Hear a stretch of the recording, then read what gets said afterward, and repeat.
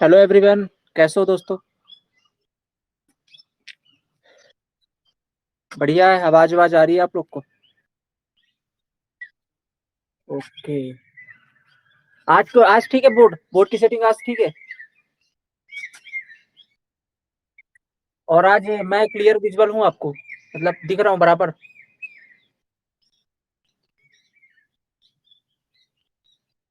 बोलिए बोलिए, आवाज नहीं आ रही है आपकी। राजा सोनवानी जी, आपकी आवाज नहीं आ रही। कोई और बताइए, कुंभज। हाँ, ठीक दिख रहा है ना। चलिए, आ जाइए सभी, आ जाइए फटाफट आ जाइए। गुड मॉर्निंग सबको। कैसे हाल चाल? सब बढ़िया हो भाई? ओके। तो आज अपन सोम को आगे करेंगे, और इसके बाद सॉइल मैकेनिक्स की क्लास बैक टू बैक। ठीक है। 8:45 के बाद 5 मिनट का ब्रेक, देन 8:50 से सॉइल मैकेनिक्स की क्लास है। दोनों साथ में पैरेलल पढ़ेंगे। नाश्ता वास्ता करके बैठे हो ना सभी लोग? बराबर खा पी के? Okay okay.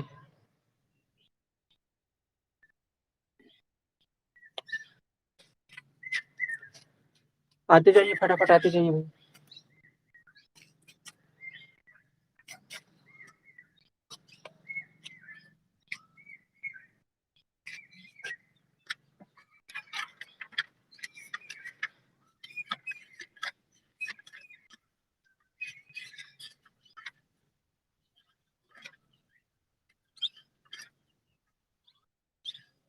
कल का रिकॉर्डेड लेक्चर यदि आपका 30 मिनट पर किसी का ना चल रहा हो तो यूट्यूब पर भी डाला हुआ है। ठीक है। आप यूट्यूब पर जाके द सिविल पॉइंट सर्च करके, और वहां से। अच्छा, जो मैं लिख रहा हूँ आज क्लियर लिख रहा है क्या? एकदम क्लियर। हाँ, बोलिए बोलिए। कौन है? चंदन पांडे जी, आ गए हो आप भी?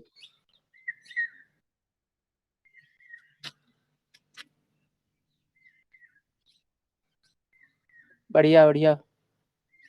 सब कुछ क्लियर दिख रहा है ना? जो भी बोर्ड आज क्लियर दिख रहा है, मतलब अगर मैं कुछ लिख रहा हूँ तो आपको एकदम क्लियर विजुअल है? ओके ओके भाई, चलो। तो आप यूट्यूब में जा करके द सिविल पॉइंट, ठीक है, सर्च करके, और वहाँ ये सब लेक्चर देख सकते हो। जो भी लेक्चर क्लासेस लगती है वहाँ देख सकते हो आप लोग, है ना। ओके।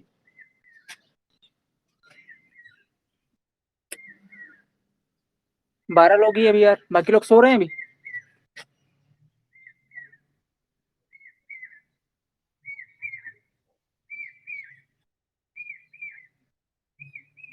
8 बजने में भी बचे हुए हैं, 2 मिनट बचे हुए हैं, है ना।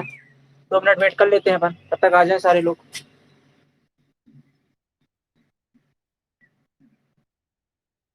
और भाई, कल की क्लास आई सबको समझ में बढ़िया तरीके से? ओके। ठीक है। ऐसे ही आप 2 महीने पढ़ लो, सोम सॉइल सब बहुत अच्छे तरीके से आपका कवर हो जाएगा। स्ट्रेंथ ऑफ मटेरियल समझ में, ओ सॉरी, एडवांस सर्वे समझ में आ रहा है ना आपको क्लास में? ओके। ठीक है, सोम अपन कवर करवा देंगे यहाँ पे, सोम सॉइल कोई दिक्कत नहीं।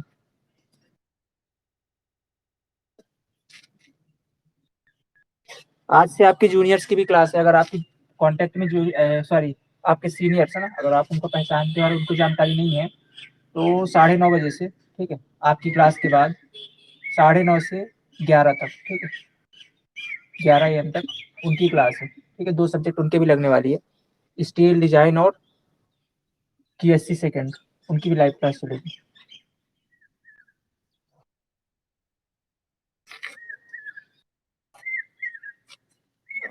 12 लोग ही आए, मैसेज करो भाई, व्हाट्सएप पे मैसेज करो, सारे लोग आए फटाफट, स्टार्ट होने के बाद फिर ज्वाइन होते हैं।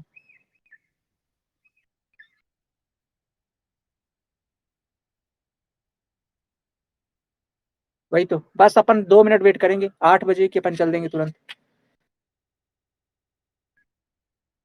हाँ, बस चलिए स्टार्ट करते हैं। ठीक। जिसको पढ़ना था आ चुका है भाई, है ना, स्टार्ट करते हैं। ठीक है।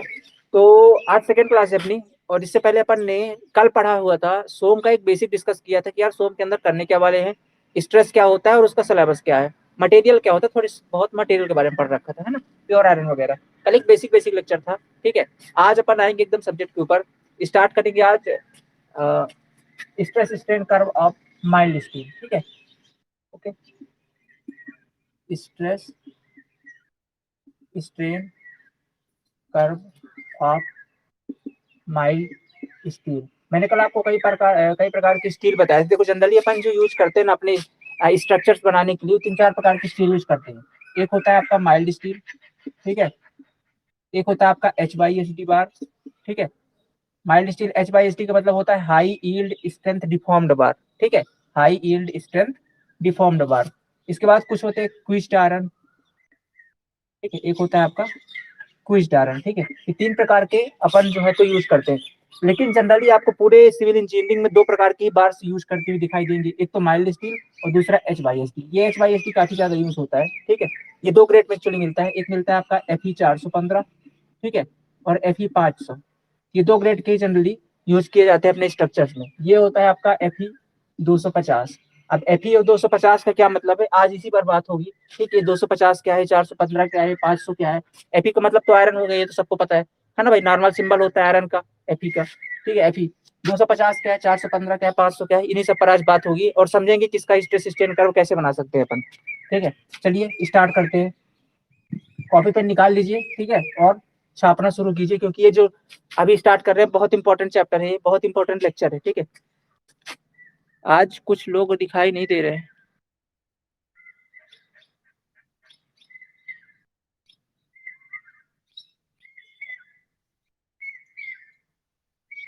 गीतांजलि, गीतांजलि भी आज नहीं आई हुई, और भी काफी सारे लोग नहीं दिख रहे। चलिए कोई नहीं, आ जाएंगे, ठीक है, जैसे जैसे टाइम होगा। क्या भाई, अपन इंडियन ना, थोड़ा तो लेट आ जाने की आदत ही है, क्या है। वॉइस तो सब कुछ क्लियर है, कोई दिक्कत नहीं, सब कुछ जो लिखा हुआ दिख रहा है प्रॉपर। कौन बोल रहा ब्लर, ब्लर है? अरे वो क्या, एक्चुअली नेटवर्क आता जाता रहता है ना यहाँ पे, तो थोड़ी बहुत आता जाता रहेगा ना, तो एडजस्ट कर लेंगे, कोई दिक्कत नहीं। चलिए, stress strain curve of mild steel. देखो दोस्तों, स्ट्रेस के बारे में कल मैंने बता चुका कि स्ट्रेस क्या होता है, पता है आप लोग को स्ट्रेस क्या होता है ना, कि इंटरनल रेजिस्टेंस को यदि अपन पर यूनिट एरिया से डिवाइड कर दे तो उसको अपन क्या बोलते हैं। हाँ रुचि, क्या बोल रहे हो आप? हाँ नहीं नहीं, चैप्टर नहीं है, चैप्टर का अपन फर्स्ट चैप्टर चल रहा है। अपन ने कल सिलेबस देखा तो उसके अंदर फर्स्ट चैप्टर क्या था अपना, बेसिक कॉन्सेप्ट ऑफ सोम, ठीक है। Basic concept of SOM, basic concept of strength of material. उस चैप्टर के अंदर कल हम लोगों ने उसके कुछ बेसिक कॉन्सेप्ट पढ़े थे कि स्ट्रेंथ ऑफ मटेरियल क्या है, उसके अंदर अपन क्या करेंगे, उसका सिलेबस क्या है, और कुछ पढ़ा था अपन आयरन के बारे में कि आयरन क्या क्या होते हैं, लोहा लोहा कैसा होता है, ठीक है। आज उसी के अंदर पढ़ने वाले stress strain curve of mild steel, ठीक है। स्ट्रेस स्ट्रेन कर्व, कल अपन ने स्ट्रेस के बारे में पढ़ लिया था, ठीक है। स्ट्रेस क्या होता है पढ़ लिया था, स्ट्रेन क्या होता है ये पढ़ लिया था। आज ये समझेंगे कि यार इनका स्ट्रेस स्ट्रेन कर्व कैसे बनाएंगे, ये कर्व क्या होता है, कैसे बनाते हैं, इस पर आज बात होगी, ठीक है। तो ये इंपॉर्टेंट टॉपिक है, डायरेक्टली क्वेश्चन आएगा। आप अगर आपका सेमेस्टर एग्जाम भी होगा ना, ये डायरेक्ट क्वेश्चन पूछा जाएगा। हाँ आप बताइए, कोई और डाउट? ओके चलिए स्टार्ट करें अब।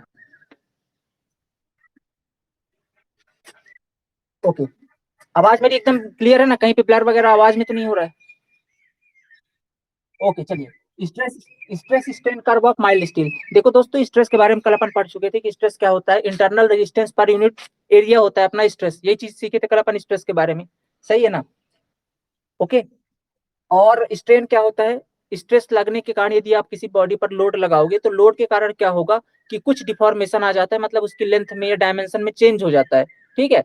उस डायमेंशन में चेंज होने के कारण अगर जितना चेंज हुआ उसको अपन टोटल डायमेंशन से डिवाइड कर दें तो उसको बोलते हैं अपन स्ट्रेन। कल अपन नॉर्मली डिफिनेशन दोनों की समझ रखी थी, एक स्ट्रेन की और दूसरा स्ट्रेस की, ठीक है ना। आज क्या करने वाले हैं, आज इनका कर्व बनाने वाले हैं। कर्व क्या होता है भाई, देखो माइल्ड स्टील तो बता दिया मैंने कि एक प्रकार का स्टील का टाइप, स्टील का टाइप मैंने बता दिया क्या क्या होता है। एक तो माइल्ड स्टील होता है, एक HYSD बार होता है, ठीक है, और एक होता है आपका क्विस्ट आयरन, ठीक है, क्विस्ट आयरन। अब ये इन्हीं के अंदर अपन पढ़ने वाले, इनका स्ट्रेस स्ट्रेन कर्व बनाना। स्ट्रेस स्ट्रेन क्या होता है, देखो दोस्तों, एक इस तरीके से कर्व बनाते हैं। कर्व हमेशा दो एक्सिस के अलोंग ही बनाया जाता है, एक लेते हैं एक्स एक्सिस और एक लेते हैं अपनी वाई एक्सिस, ठीक है। एक्स एक्सिस पर रखते हैं अपन स्ट्रेस को और वाई एक्सिस पर रखते हैं अपन किसको, स्ट्रेन को, ठीक है ना। स्ट्रेस को डिनोट करते हैं अपन सिग्मा से, स्ट्रेन को डिनोट करते हैं अपन किससे, एप्सिलॉन से। ये वाला बिंदु जो है जहां पर दोनों एक्सिस मिल रही है, जीरो पॉइंट को दिखाता है। इधर जाएंगे तो स्ट्रेस बढ़ेगा, ऊपर जाएंगे तो सॉरी इधर जाएंगे तो स्ट्रेन बढ़ेगा, ऊपर की तरफ जाएंगे तो स्ट्रेस बढ़ेगा। अब करते क्या है देखिएगा, माइल्ड स्टील का, क्योंकि अपन किसका बना रहे हैं, माइल्ड स्टील का, इसके बाद HYST का भी बनाएंगे और क्विस्ट आयरन वगैरह का भी देखेंगे कि स्ट्रेस स्ट्रेन कर्व क्यों बनाते हैं। उससे पहले आपको ये समझना पड़ेगा किसकी जरूरत क्यों पड़ गई हमें, ठीक है। मैं यहाँ बोर्ड में इंपॉर्टेंट चीजें लिखूंगा, बाकी बोलूंगा सारी चीजें, तो आप लोग अपनी सुविधा के अनुसार जो चीजें आपको भूलने लायक लगी या जो चीज आपको कॉन्सेप्चुअल लगी उसे आप नोट करते जाइएगा, ठीक है। बात आती है कि आपको स्ट्रेस स्ट्रेन कर्व की जरूरत क्यों पड़ गई। तो जरूरत इसलिए पड़ गई क्योंकि हम लोग क्या है ना, मैंने कल आपको एक बात बताई थी कि यार सोम के अंदर हम लोग क्या करते हैं, सबसे पहले तो मटेरियल की स्ट्रेंथ निकालते हैं, क्योंकि हमको स्ट्रेंथ पता होगी तभी तो अपन उसमें स्ट्रेस को कैलकुलेट करके कंपेयर कर पाएंगे ना। हमारा मेन उद्देश्य ये है कि हमारा स्ट्रक्चर जो है तो लोड के कारण टूटना नहीं चाहिए। और वो कब नहीं टूटेगा, जब हमको उसकी औकात पता होगी ना, उसकी स्ट्रेंथ पता होगी कि एक्चुअली में ये मटेरियल कितना लोड बियर कर सकता है, और लोड बियर करने की कैपेसिटी स्ट्रेंथ कहलाती है। तो हम लोग तो लोड कैसे कैलकुलेट करते हैं, अब इस सोम के अंदर जो लोड का मतलब ये होता है कि स्ट्रेस है ना, लोड का मतलब क्या है, इनडायरेक्टली स्ट्रेस बोलते हैं। तो कितना स्ट्रेस बियर कर सकता है, तो स्ट्रेस कैलकुलेट करना पड़ेगा और स्ट्रेंथ कैलकुलेट करना पड़ेगा। यदि स्ट्रेस की वैल्यू ज्यादा है, स्ट्रेंथ कम है, इसका मतलब आपका स्ट्रक्चर कोलैप्स होगा, टूट जाएगा। और यदि आपका स्ट्रेस कम है और स्ट्रेंथ ज्यादा है, इसका मतलब आपका स्ट्रक्चर सुरक्षित है। सीधी सी बात है ना। तो हमको सबसे पहले क्या करना पड़ेगा, स्ट्रेस कैलकुलेट करना पड़ेगा। उसके लिए तो हम लोग स्ट्रेंथ ऑफ मटेरियल पढ़ रहे हैं। लेकिन ये जो अपन स्ट्रेंथ है इसको कैसे कैलकुलेट करें, कैसे पता करें यार कि इसकी स्ट्रेंथ कितनी है, इसकी यील्ड स्ट्रेंथ कितनी है, ठीक है, इसकी अल्टीमेट स्ट्रेंथ कितनी है, ये कैसे पता करें। तो उसके लिए हम लोग को एक टेस्ट करना पड़ता है। जैसे अगर अपन टेंशन टेस्ट लगाते हैं, ठीक है, तो एक मशीन यूज करते हैं। किसके लिए यूज कर रहे हैं अपन, ये स्टील वगैरह के लिए, इनकी, क्योंकि अपना जो स्ट्रक्चर बनता है दो ही चीज से मिलकर बनता है ना भाई। एक तो बनेगा अपना सॉरी स्टील बार से। आपने कभी भी सिविल इंजीनियरिंग के अंदर स्ट्रक्चर्स देखे होंगे, या तो लोहा यूज करेंगे या कंक्रीट यूज करेंगे, तो स्ट्रेंथ तो हम लोग को उन्हीं की निकालनी पड़ेगी। तो सिंपल अपन स्टील लेते हैं और स्टील को क्या करते हैं, स्टील का मान लो एक टुकड़ा लेते हैं, क्या करते हैं समझिएगा। स्टील का मान लो मैंने एक टुकड़ा ले लिया, ठीक है, एक टुकड़ा ले लिया, ये कुछ इस कलर, ये स्टील का टुकड़ा है। इसकी लंबाई कितना लेंगे, ये जो जिस टुकड़े को मैं टेस्ट करूंगा अभी ले जा करके, किसके अंदर चेक करूंगा, एक मशीन होती है यूटीएम। क्या होती है, यूटीएम, इंग्लिश का फुल फॉर्म होता है यूनिवर्सल यूनिवर्सल टेस्टिंग मशीन, ठीक है, यूनिवर्सल टेस्टिंग मशीन। इस मशीन के अंदर, ठीक है, इस मशीन के अंदर मैं ले जाकर के इसका टेंशन टेस्ट करने वाला हूँ, डायरेक्ट टेंशन टेस्ट करने वाला हूँ। डायरेक्ट टेंशन टेस्ट का मतलब है कि एक प्रकार की मशीन है, वहां पे मान लो ये मेरा स्टील रॉड है, इसको मैं लेकर के जाऊंगा और फंसा दूंगा और उसको खींचना शुरू करूंगा, क्योंकि ये टेंशन टेस्ट, टेस्टिंग लिखो, टेंशन टेस्ट इसमें एक्चुअली। तो अपन क्या करते हैं, खींचना शुरू कर देते हैं। अब जब आप किसी चीज को फोर्स लगा करके खींचोगे तो क्या होगा, उसकी लंबाई में वृद्धि होगी, सीधी सी बात है ना, उसकी लंबाई पर वृद्धि होगी। अब मटेरियल जनरली दो प्रकार के होते हैं, एक होता है आपका डक्टाइल मटेरियल, एक होता है आपका ब्रिटल मटेरियल। एक ऐसा मटेरियल होता है जिसको आप खींचोगे तुरंत चटक जाएगा, जैसे कि आपका शीशा, कांच होता है, जो कांच को आप तुरंत खींचोगे एकदम तुरंत टूट जाएगा ना, वैसा थोड़ी होता है, वो थोड़ा सा फैलेगा। लेकिन अगर वहीं पर आप लोहे को खींचोगे तो तुरंत नहीं टूटता है, वो थोड़ा सा फैलेगा, फिर थोड़ा और फैलेगा, इसके बाद टूटेगा, अचानक तुरंत नहीं टूटता है। तो इसी गुण को डक्टिलिटी बोलते हैं, ठीक है। तो एक प्रकार के सारे ये जो आपका माइल्ड स्टील, ये डक्टाइल मटेरियल है, ठीक है। उसी की आप क्या कर रहे हो, डायरेक्ट टेंशन टेस्ट कर रहे हो और उससे बनाएंगे अपन स्ट्रेस स्ट्रेन कर्व। तो मैं क्या करता हूँ, मैं एक स्टील का बार ले लेता हूँ, ये मान लीजिए आपका स्टील का बार है, ठीक है, एक स्टील का बार है जिसकी लंबाई कितनी लेते हैं, 5.65। ध्यान से सुनिएगा, ये लंबाई कितनी लेंगे, 5.65, ए की पावर 1/2, ठीक है, ए की पावर 1/2। अब ये ए क्या है, ए इसका क्रॉस सेक्शन एरिया है, ठीक है, क्या है इसका क्रॉस सेक्शनल एरिया, मतलब ये इसका कितना क्षेत्रफल है, क्योंकि बार, ये जो स्टील बार गोल गोल होगा ना, तो ए क्या हो जाएगा, π/4 इंटू का डी स्क्वायर, है ना। ए क्या हो जाएगा, अगर आपको इसका मान लीजिए डायमीटर कितना है, D1 है, तो क्या हो जाएगा π/4 D1 का होल स्क्वायर, ये इसका एरिया है, क्रॉस सेक्शनल एरिया है। और 5.6 तो वैल्यू हो गई, और उसका पावर 1/2, 1/2 को आप अंडर रूट भी बोल सकते हो। तो इतने लंबाई के एक बार लेते हैं अपन टेस्ट करने के लिए। और टेस्ट के अंदर करते क्या है, ये बनाइए फटाफट। टेस्ट के अंदर कुछ नहीं करते, मान लेते हैं कि ऐसा कुछ मशीन होती है, ठीक है, अपन ऐसे नॉर्मल समझ रहे हैं कि ऐसी कोई मशीन है, दो तरफ ऐसे ग्रिप लगे होते हैं और इस ग्रिप के बीच में अपन इस स्टील बार को फंसा देते हैं, ठीक है, इस कदर फंसा देते हैं। और उसमें ऐसा रहता है कि अपन खींचने के लिए लोड लगाएंगे, खींचने के लिए फोर्स लगाएंगे, ठीक है, डायरेक्ट टेंसाइल फोर्स लगाएंगे। और जितना जितना टेंसाइल फोर्स लगाएंगे उसके अलॉन्ग कितना स्ट्रेन आया वो उस मशीन में शो होता रहता है कि उसकी लंबाई में अब कितना, मान लीजिए आपने शुरू में कितना, आपने 10 न्यूटन का फोर्स लगाया टेंसाइल लोड, तो कितना डिफॉर्मेशन 50 का लगाया, फिर वैसे बढ़ाते गए कितने से स्टार्ट हो रहा है। अपने को देखना ये है कि ये जो इसमें टेंसाइल लोडिंग अपन लगा रहे हैं, तो इस टेंसाइल लोडिंग के कारण इसमें कितना डिफॉर्मेशन आता है और कितने लोड पर डिफॉर्मेशन स्टार्ट होता है, ये हमको पूरा एनालिसिस करना है इसके अंदर। तो अपन क्या करेंगे, देखो सबसे पहले 10 का लगाए तो स्ट्रेन इतना आया, फिर 20 का लगाए तो इतना आया, मतलब इधर स्ट्रेस बढ़ा रहे हैं, इधर साइड स्ट्रेन बढ़ता जा रहा है। तो इस ऐसे करके एक यहाँ पे कर्व प्लॉट कर लेते हैं, ठीक है, ऐसे करके एक कर्व प्लॉट कर लेते हैं। लेकिन ये सब अपन करते नहीं एक्चुअली में, ये सब ऑलरेडी किया जा चुका है, तो हमारे पास एक डायरेक्टली कर्व मिलता है हमको, तो अपन उस डायरेक्ट कर्व के अलॉन्ग देख लेते हैं कि यार इतनी वैल्यू पर इतना स्ट्रेन, क्योंकि ऑलरेडी पहले टेस्ट किया जा चुका है ना, हर बार नहीं करते एक दिन का टेस्ट, क्योंकि माइल्ड स्टील तो सभी जगह देखो जब ये लैब के अंदर बनती है ना तो इनका टेस्ट वही हो जाता है, ठीक है, उसी के अलॉन्ग एक कर्व दे दिया जाता है। इनका टेस्ट अपन फील्ड के अंदर नहीं करते हैं, क्योंकि ये हम नहीं बना रहे ना, अपन सिर्फ टेस्ट करते हैं फील्ड के अंदर कंक्रीट का। किसका टेस्ट करते हैं? कंक्रीट का। क्यों? क्योंकि वो हम लोग बनाते हैं, इसलिए हम लोग उसका टेस्ट करते हैं।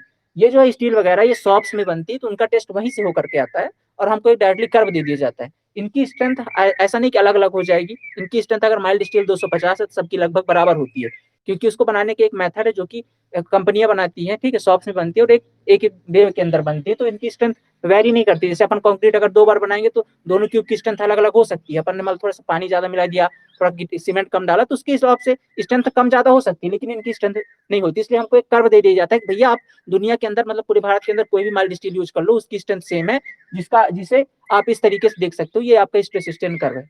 इतनी बातें समझ में आई कि नहीं है? थोड़ा सा जरूरत समझ में आ गई ना क्यों है आपको? अखिल, हाँ बोलिए। ओके, ठीक है। तो देखिए अब अपने को स्ट्रेस लेंथ, अच्छा लेंथ, ये 5.65 है, ठीक है, 5.65 ए की पावर 1/2, ठीक है, 5.65 ए की पावर 1/2 है। और ये ए क्या है? इसका क्रॉस सेक्शनल एरिया है, ठीक है, क्रॉस सेक्शनल एरिया है। क्रॉस सेक्शनल एरिया कैसे निकालेंगे? अगर इसका डायमीटर मान लीजिए d1 है, तो इसका क्रॉस सेक्शनल एरिया पाई/4 इंटू का d1 स्क्वायर हो जाएगा। ये है एक्चुअली में इसका क्रॉस सेक्शनल एरिया, ठीक है ना। ओके, तो अब इसका अपने को डायरेक्टली ओके दिया हुआ है हमको। अब आपसे क्वेश्चन डायरेक्ट पूछेगा कि ये नहीं पूछता कैसे बनाती है, पूछेगा कि स्ट्रेस स्ट्रेन कर्व को समझाइए, क्वेश्चन ये आता। तो मैंने आपको थोड़ा सा बेसिक बैकग्राउंड बता दिया कैसे करते हैं, ठीक है। अब चलिए अपन बनाते हैं इसका स्ट्रेस स्ट्रेन कर्व। ओके, चलिए, बैकग्राउंड समझना जरूरी भाई है ना, तभी कॉन्सेप्ट क्लियर होंगे। आज देखो अभी देश में एक सिविल इंजीनियर की गलती कारण एक बहुत बड़ा हादसा हो गया महाराष्ट्र के अंदर, कौन सा जिला है, जहाँ पे एक छत गिर गई, 7 लोग मर चुके हैं, अभी करंट की न्यूज है ना। अगर आप न्यूज देखे होंगे सुबह सुबह उठ करके, नहीं देखे? हाँ, महाराष्ट्र के अंदर है ना, छत गिर गई है, तो 7-8 लोग दब के मर गए। किसकी गलती भाई? सिविल इंजीनियर की गलती है कि नहीं? इसलिए आप एक अच्छे सिविल इंजीनियर, जिम्मेदार सिविल इंजीनियर बने, मेहनत करके बने, है कि नहीं। चले बनाए। तो देखिए भाई ये स्टार्ट कैसे होता है, यहाँ से होता है, एक सीधी लाइन पहले ऐसे जाती है, ठीक है, ऐसे, फिर ये, then ये और ये इस कदर कुछ प्राप्त होता है हमको, ठीक है। कैसे प्राप्त होता है? बोला यार ऐसे कैसे बन गया ये? देखो ऐसे ऐसे बनता है, वही जो टेस्ट करके बनाए होंगे, ठीक है। इतने लोड पर इस तरीके से वेरी करता है, कभी स्ट्रेन घटता है, कभी स्ट्रेन कांस्टेंट रहता है, कभी स्ट्रेन बहुत बढ़ जाता है। तो इसके आधार पर उन्होंने ये इस तरीके का एक प्लॉट करके हमको दे दिया कि भैया इस तरीके से माइल्ड स्टील का बिहेवियर होता है, आप इसे समझिएगा, ठीक है। लेकिन ये होता है हमारे पढ़ने के लिए, जिसको अपन पढ़ते हैं इंजीनियरिंग के अंदर। जो प्रैक्टिकली यूज होता है वो कुछ दूसरे तरीके का होता है, वो अपन बाद में बात करेंगे, पर अपन पढ़ते हैं इसलिए भी इसको पढ़ लेते हैं। अब इसके अंदर कुछ बिंदु होते हैं जो हमको पॉइंट आउट करने होंगे। जैसे इसके अंदर पहला बिंदु होता है, मान लेते हो यहाँ पे ए है, यहाँ पर आपका बी है, ये बिंदु आपका सी है, ये बिंदु आपका डी है, ये आपका ई है, ये आपका एफ है, और ये आपका फाइनल पॉइंट क्या है? जी है, ठीक है ना। ये आपका फाइनल पॉइंट क्या है? जी है। अब इन बिंदुओं को की कुछ कुछ वैल्यूज होती हैं जो हमको समझनी पड़ेंगी। ये ए बिंदु क्या है, बी क्या है, सी क्या है, डी क्या है, ये सब क्या चीजें हैं, देखिए समझते हैं। ये जो स्ट्रेस स्ट्रेन कर्व है ना, इन बिंदुओं के अलोंग इनका कुछ कुछ बिहेवियर अलग है, इसलिए इनको पॉइंट आउट किया गया है। बिहेवियर का मतलब क्या है? देखो ये जो ए बिंदु है यहाँ तक तो बोलते हैं अपन, ठीक है। अगर स्टार्ट मान लेते हैं अपन ओ से हुआ है, कहाँ से स्टार्ट हुआ है कर्व? ओ बिंदु से स्टार्ट हुआ है। तो ये जो ओ ए लाइन है ये एकदम सीधी लाइन है, कैसी है? एकदम स्ट्रेट लाइन है ओ ए लाइन। मैं दिखूं कहाँ पे? चलो ऊपर लिख देता हूँ, ठीक है। ओ ए एकदम स्ट्रेट लाइन होती है, इसको बोलते हैं अपन, ठीक है। ए बिंदु को बोलते हैं अपन कौन सी लिमिट? ए बिंदु को बोलते हैं प्रोपोर्शनल लिमिट। क्या बोलते हैं भाई? प्रोपोर्शनल लिमिट, ठीक है। ए बिंदु को बोलते हैं अपन क्या, प्रोपोर्शनल लिमिट। ए बिंदु तक अब समझिएगा, प्रोपोर्शनल का मतलब क्या है यहाँ पे, ए बिंदु का मतलब ये है कि यहाँ पर इसके अलोंग अगर अपन एक लाइन ड्रॉ करेंगे और इसके अलोंग अपन एक लाइन ड्रॉ करेंगे, ठीक है, तो यहाँ पे जो स्ट्रेन मिल रहा है और यहाँ पे जो स्ट्रेस मिल रहा है ए बिंदु पर, यहाँ पे जो स्ट्रेन मिल रहा है और यहाँ पे जो स्ट्रेस मिल रहा है एक दूसरे के प्रोपोर्शनल है।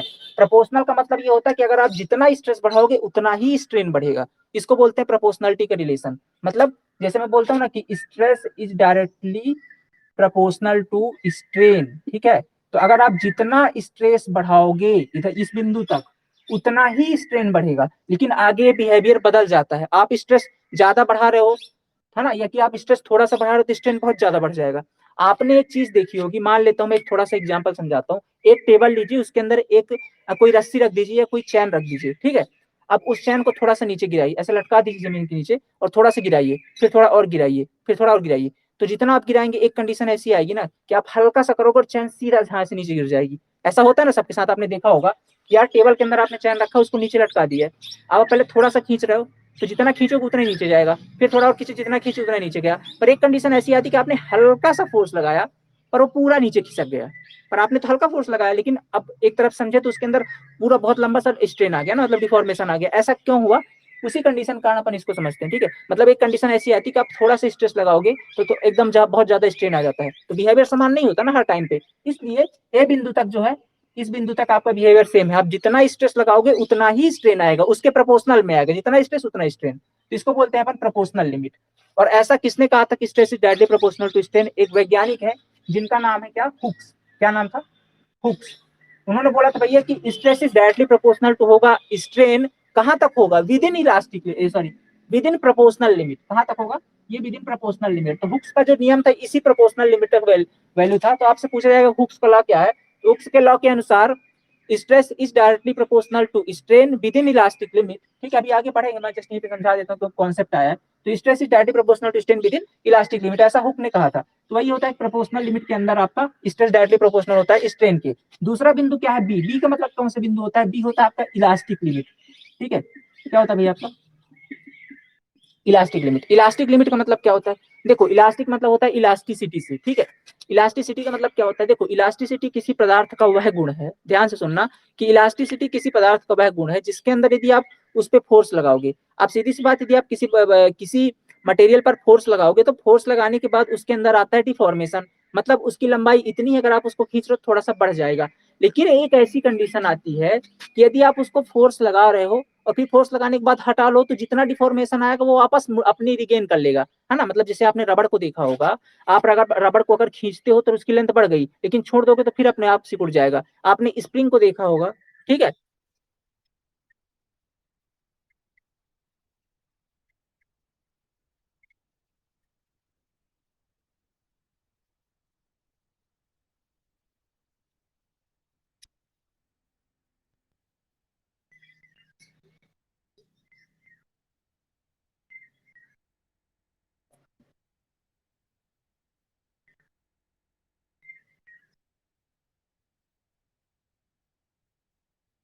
ओके, ठीक है, थोड़ा सा डिस्टर्ब हो गया था। एक मिनट, किसका रिक्वेस्ट आया हुआ है,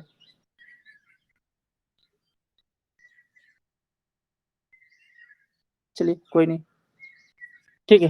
देखो तो आगे सबको आवाज आ रही है क्लियर, आवाज आ रही राजा, ओके ओके ठीक है। चलिए तो अपन बात कर रहे थे स्ट्रेस स्ट्रेन कर्व की, ठीक है, स्ट्रेस स्ट्रेन कर्व की।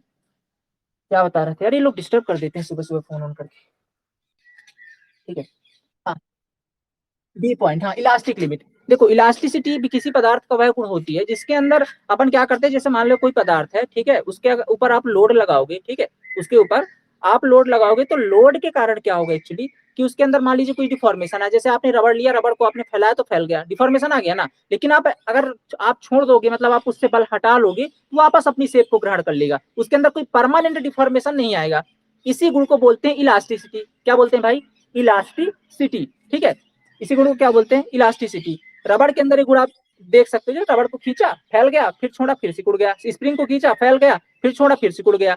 तो आप अगर बल हटाओगे तो वापस अपनी शेप हटा ले, रिगेन कर लेगा कुछ हद तक। मतलब इस बी पॉइंट तक यदि आप जो स्ट्रेस लगा रहे हो, जो फोर्स लगा रहे हो, अगर आप फोर्स हटा लोगे तो माइल्ड स्टील के अंदर भी ये गुण होता है कि जो उसके अंदर डिफॉर्मेशन आया है या उसकी लेंथ में जो चेंज हुआ होगा वो वापस रिगेन कर लेगा। वो आपको अपनी आंखों से दिखाई नहीं देगा कि इसके अंदर कुछ डिफॉर्मेशन भी आया था। किस बिंदु तक? बी बिंदु तक। तो इलास्टिसिटी का मतलब ये होता है, अभी समझेंगे डिटेल में, लिखेंगे इनके बारे में, ठीक है, घबराइए नहीं। तो अभी समझ लीजिए कि इलास्टिसिटी का मतलब क्या होता है। कि इलास्टिसिटी का मतलब ये है कि भाई जिस बिंदु तक मान लीजिए आपने बी पॉइंट तक लगाया था फोर्स, ठीक है, बी बिंदु तक आपने फोर्स लगाया था, तो अगर आप वहां से फोर्स हटा लेते हो तो कोई भी परमानेंट डिफॉर्मेशन आपको स्टील बार के अंदर देखने को नहीं मिलेगा। यहाँ तक क्लियर हो गई ना बात? ये जो आपका सी बिंदु दिख रहा है ये है आपका अपर यील्ड पॉइंट। क्या है भाई? अपर यील्ड पॉइंट, ठीक है। क्या है ये? अपर यील्ड पॉइंट। अपर यील्ड पॉइंट का मतलब क्या है? अपर बोल रहे इसका मतलब लोअर भी होगा। ये डी बिंदु आपका लोअर यील्ड पॉइंट है, ठीक है। क्या है? लोअर यील्ड पॉइंट, ठीक है, ये है आपका लोअर यील्ड पॉइंट। ये जो आपका डीई होता है, एक बार लिख लेते हैं फिर समझते हैं सबके बारे में, ठीक है। ये आपका लोअर यील्ड पॉइंट हो गया। डीई होता है आपका प्लास्टिक रीजन, ठीक है। डी होता है आपका प्लास्टिक रीजन, ठीक है। डी के बाद आप बात करते हैं अपन ईएफ की, ठीक है। ईएफ है आपका स्ट्रेन हार्डनिंग जोन, ठीक है। क्या बोलते हैं ईएफ रीजन को? Strain hardening zone, hardening. हाँ हाँ, ईएफ। ये डीई जो है पूरा डीई इस रीजन की बात कर रहे हैं। ये डीई इस जोन की, इसको बोलते हैं प्लास्टिक रीजन, ठीक है। ये जो आपका ईएफ है यहाँ से ये पूरा जोन, ये जोन कहलाता है आपका स्ट्रेन हार्डनिंग जोन, ठीक है। ये जो आपका एफ जी है, ठीक है, ये अपन रीजन की बात कर रहे हैं इस बार। एफ, अच्छा एफ बिंदु की बात कर लेते हैं। एफ बिंदु क्या है आपका? अल्टीमेट स्ट्रेंथ, ठीक है। इस एफ बिंदु पर आपको अल्टीमेट स्ट्रेंथ मिलेगी। अल्टीमेट बोले तो मैक्सिमम स्ट्रेंथ, अल्टीमेट स्ट्रेंथ, ठीक है। अल्टीमेट स्ट्रेंथ मिलेगी मतलब मैक्सिमम स्ट्रेंथ, इसी बिंदु पर आपको इसकी मैक्सिमम स्ट्रेंथ मिलेगी। कितने पर ही? मतलब मान लीजिए यहाँ पे कितना, लगभग 415 420 के आसपास मिलता है यहाँ पे, तो ये मिलती है इसकी मैक्सिमम स्ट्रेंथ। क्लियर? अब बात करेंगे एफजी रीजन की। एफजी रीजन क्या कहलाता है? आपका नेकिंग जोन होता है, ठीक है। Necking, necking zone. Necking zone के अंदर क्या होता है कि नेक मतलब होता है गला। तो ये जब टूटता है ना कोई चीज, देखो आप, जब लोहा टूटता है थोड़ा सा पतला हो जाएगा एकदम, इसके बाद ऐसे नहीं कि अचानक चट से टूट जाए, है ना, ऐसा कभी नहीं टूटता। जैसे ये एक प्रकार का डक्टाइल मटेरियल है, और डक्टाइल मटेरियल की खासियत होती है कि जब भी वो टूटेगा तो अचानक नहीं टूटेगा। जैसे मान लेता हूँ कि ये आपका डक्टाइल मटेरियल ना, इस पे आप फोर्स लगा रहे हो इधर से इधर, ये अगर टूटेगा तो ऐसे नहीं अचानक चटक जाएगा। वो अचानक चटकता है, जैसे शीशा आपने खींचा तुरंत टूट गया, है ना, तो तुरंत ऐसे टूटता है, शीशा टूट जाता है ना, ठीक है। तो वो क्या है? प्रकार का ब्रिटल मटेरियल है। और अगर बात करें अपन डक्टाइल मटेरियल, तो तुरंत नहीं टूटेगा। अगर मान लीजिए आप फोर्स लगा रहे हो तो क्या करेगा? पहले ऐसे होगा, ऐसे, ये ऐसे हो जाएगा, ये ऐसे, ठीक है। ऐसे इसका गला मतलब थोड़ा सा पतला हो जाएगा, फिर टूटेगा। तो इसको बोलते हैं नेकिंग जोन। तो इस एफजी रीजन में इसमें नेकिंग बनने लग जाती है, और फाइनली जी बिंदु पर वो फ्रैक्चर हो जाता है या फेलियर हो जाता है, ठीक है। फ्रैक्चर पॉइंट बोलते हैं इसको, फ्रैक्चर पॉइंट। तो इतने पॉइंट होते हैं टोटल स्ट्रेस स्ट्रेन कर्व के अंदर। आपसे पूछा जाएगा कि स्ट्रेस स्ट्रेन कर्व को समझाइए, तो आप क्या करेंगे? फटाफट स्ट्रेस स्ट्रेन कर्व बनाएंगे, ठीक है। और स्ट्रेस स्ट्रेन कर्व बनाने के बाद आपको क्या करना है? बस ये सारे बिंदु लिखना है, ये सारे बिंदु को लिखना है और इनके बारे में समझा देना कि ये क्या है, ये क्या है, ये क्या है, ठीक है। ये सारी चीजें आपको समझा देनी है। अब इधर साइड स्ट्रेन कितना कहाँ आता है, ठीक है, ये समझ लेते हैं। चलिए, कितने स्ट्रेस पर कितना स्ट्रेन आता है, देखिए ये जो आपका ए बी सी और डी, ठीक है, ए बी सी डी है, ये एक्चुअली मैंने आपको दिखाने के लिए थोड़ा दूर दूर बनाया है। ये बहुत पास पास होते हैं, ठीक है, एकदम करीब होते हैं एक दूसरे के, इतना दूर नहीं होते हैं ये, ठीक है। तो अपन इसको मान लेते हैं कि सारे एक ही बिंदु पर है जनरली, पर अपन यहाँ पे लोअर यील्ड पॉइंट के करस्पॉन्डिंग, इस बिंदु के लोअर यील्ड पॉइंट के करस्पॉन्डिंग इसकी यील्ड स्ट्रेंथ मान लेते हैं। क्या मान लेते हैं भाई? यील्ड स्ट्रेंथ, यील्ड स्ट्रेंथ किसके रेस्पॉन्डिंग? लोअर यील्ड पॉइंट के इस बिंदु पर, और जिसको बोलते हैं अपन एफ वाई। एफ मतलब स्ट्रेंथ हो गया, वाई मतलब यील्ड हो गया, है ना, यील्ड स्ट्रेंथ हो गया एफ वाई। और इसकी वैल्यू माइल्ड स्टील के लिए होती है 250 एमपीए, ठीक है। 250 एमपीए बोले तो 250 न्यूटन पर एमएम स्क्वायर, मतलब 1 mm² पर इस बिंदु तक ये माइल्ड स्टील 250 न्यूटन का लोड ले सकता है। समझ गए ना बात को? इस डी बिंदु तक। आप बोलोगे भैया मेरे ये सी बिंदु, अच्छा थोड़ा सा इनके बारे में पढ़ लेते हैं फिर ये समझ में आए, ठीक है। ये सी बिंदु और डी बिंदु क्या है? ए बिंदु समझ में आ गया, प्रोपोर्शनल लिमिट, ठीक है। इनके बारे में आप अपने शब्दों में इनको लिखते रहिएगा, ठीक है। जैसे मैंने बोला ना कि ए बिंदु, चलिए लिखिए, नोट करिए, पहले ए बिंदु लिखिए, इसके बाद सबके बारे में लिखते हैं। पहले कॉपी पर निकालिए, फटाफट डालिए ए बिंदु, ठीक है। ए को लिखिए, बराबर लिखिए प्रोपोर्शनल लिमिट, ठीक है। लिख रहे हो ना आप सभी? हाँ लिखिए। ओके देखिए, एक एक बगल में diary proportional limit. Mild steel के स्ट्रेस स्ट्रेन कर्व में, फटाफट लिखिएगा एकदम स्पीड के साथ, माइल्ड स्टील के स्ट्रेस स्ट्रेन कर्व में बिंदु ए तक, हाँ क्या बोल रहे हो, इंग्लिश से, हाँ इंग्लिश से भी बोलेंगे, ठीक है इंग्लिश से भी बोलेंगे। तो लोग हिंदी वाले लिख लें पहले।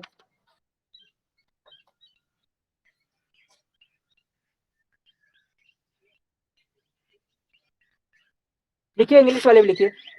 इन proportional limit, in proportional limit the stress is directly proportional to strain.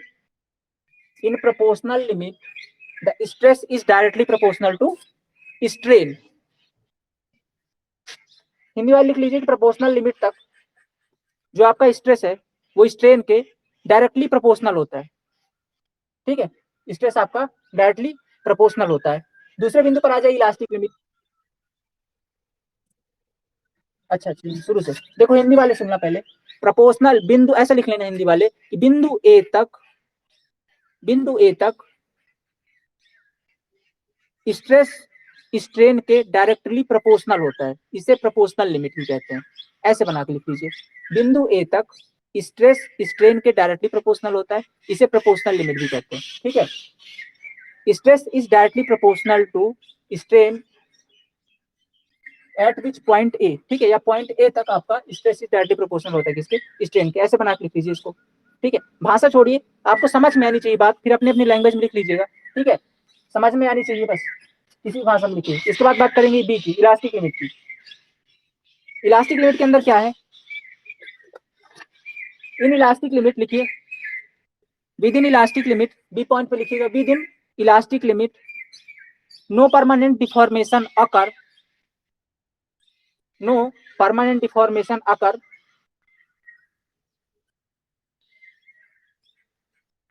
No permanent deformation occur when unloading is done, when unloading is done।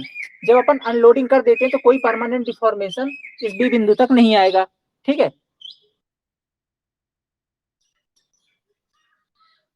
No permanent deformation is occur when unloading is done। अगले बिंदु पे देखिए सी बिंदु, इसको बोलते हैं अपर yield point, ठीक है। इसके बारे में बस लिख लीजिए अपर यील्ड पॉइंट, सी बिंदु के बगल में लिख लीजिए अपर यील्ड पॉइंट। अपर यील्ड पॉइंट का मतलब क्या है, इसको समझ लीजिए बस, लिखने की फिर अपने हिसाब से आप लिख लेना। अपर यील्ड पॉइंट का मतलब है यहाँ से अब यील्डिंग स्टार्ट हो चुकी है भाई साहब। यील्डिंग स्टार्ट होने का मतलब क्या है कि अब उसमें एक्चुअल डिफॉर्मेशन आपको दिखाई देने लग जाएगा। मतलब जैसे अब अभी तक तो आपको बी तक नहीं दिख रहा था, थोड़ी बहुत अगर दिख रहा तो अगर आप लोड हटाते तो फिर वापस रिगेन कर ले वो, है ना, तो वो दिखता नहीं था एक्चुअली, वो माइनर होता था, वो अंदर अंदर के पार्टिकल्स पे हुआ करे वो ये डिफॉर्मेशन, बाहर के पार्टिकल पे वो सोना हो इलास्टिक लिमिट तक। लेकिन जैसे आप सी बिंदु पर पहुंचोगे ना, जैसे आप सी बिंदु पर पहुंचोगे तो वो डिफॉर्मेशन आपको दिखने लग जाएगा, अपनी आंखों से दिखने लग जाएगा। तो यहाँ से डिफॉर्मेशन स्टार्ट हो गया, इसलिए इसको बोलते हैं अपर यील्ड पॉइंट। इस बिंदु से यील्डिंग जो है तो स्टार्ट हो चुकी है, ठीक है। इसके बाद lower yield point, lower yield point तक यील्डिंग लगातार जारी रहती है, ठीक है। अब ये देखो सी से डी के बीच में जो रीजन होता है ना, यहाँ पे ये गिरा है, इस तरह का स्ट्रेन गिरे का मतलब ये है कि यहाँ तक आप स्ट्रेस लगा रहे थे ना तो यील्डिंग स्टार्ट हो गई थी। लेकिन अब स्ट्रेस आप नहीं भी लगाओगे फिर भी इसके अंदर अगर आप है ना स्ट्रेस को कम करते जाओगे फिर भी यील्डिंग कुछ कुछ मात्रा में होती रहेगी। पर ये चूंकि मैं बता रहा हूँ कि जो सी बिंदु डी बिंदु बहुत पास पास होते हैं, यहाँ पे अपन आपको दूर दिखाई दे रहे होंगे, है ना, यहाँ पे दूर दिखाई दे रहे, बहुत पास पास होते तो हमको समझ में नहीं आता। अभी अपन हुक्स लॉ में इन सबको एक बार पास ही मान लेंगे, एक ही बिंदु मान लेंगे अभी, ठीक है। तो हाँ हाँ बोलिए, पूछिए पूछिए। हाँ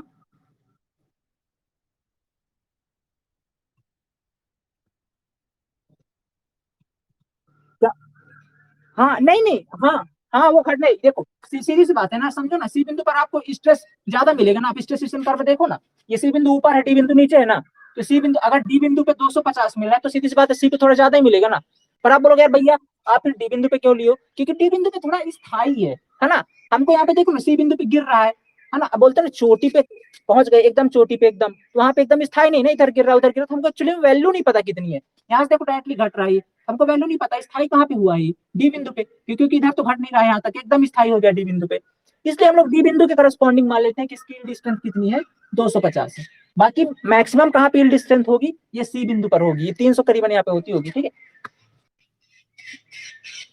तो डी बिंदु के बारे में लिख लीजिए लोअर यील्ड पॉइंट, ओके।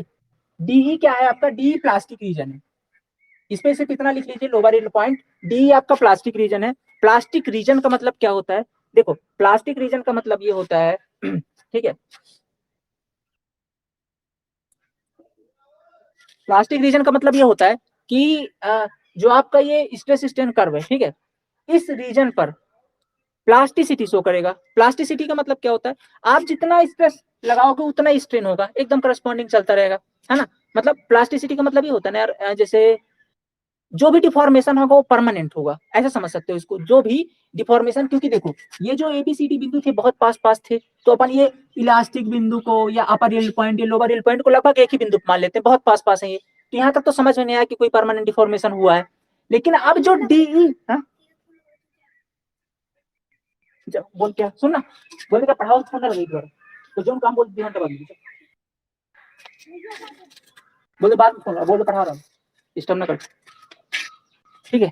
चलो सॉरी, देखो इधर, तो क्या है कि क्या बता रहा था यार मैं, सब डिस्टर्ब कर देते हैं लोग।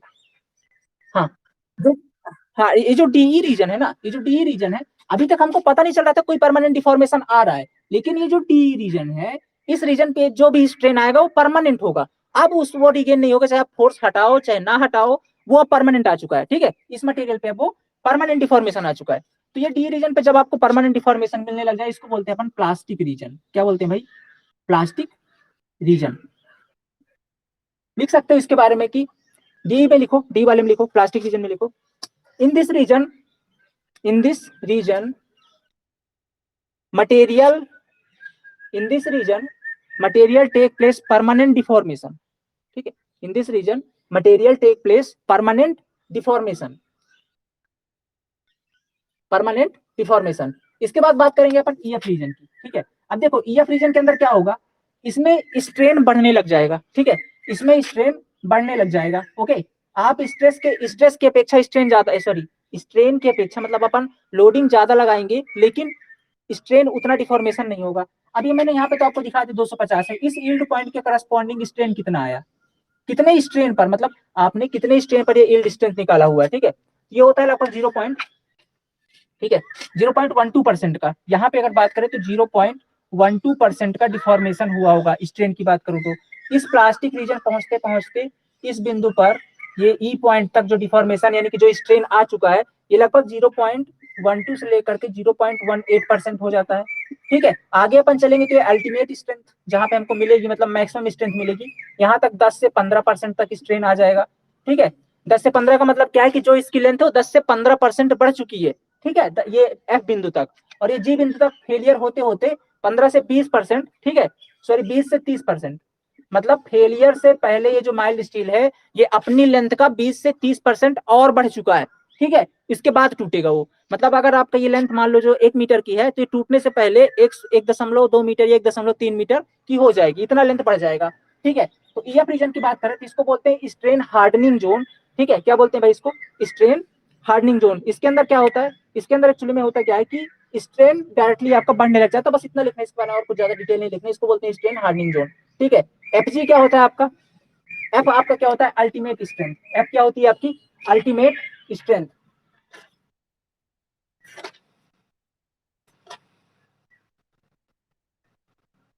ओके। एफ का होता है आपका, ये जो एफ बिंदु ये होता है आपका अल्टीमेट स्ट्रेंथ, मतलब इस बिंदु के करस्पॉन्डिंग आपको माइल्ड स्टील की मैक्सिमम स्ट्रेंथ देखने को मिलेगी। एफ जी क्या है आपका?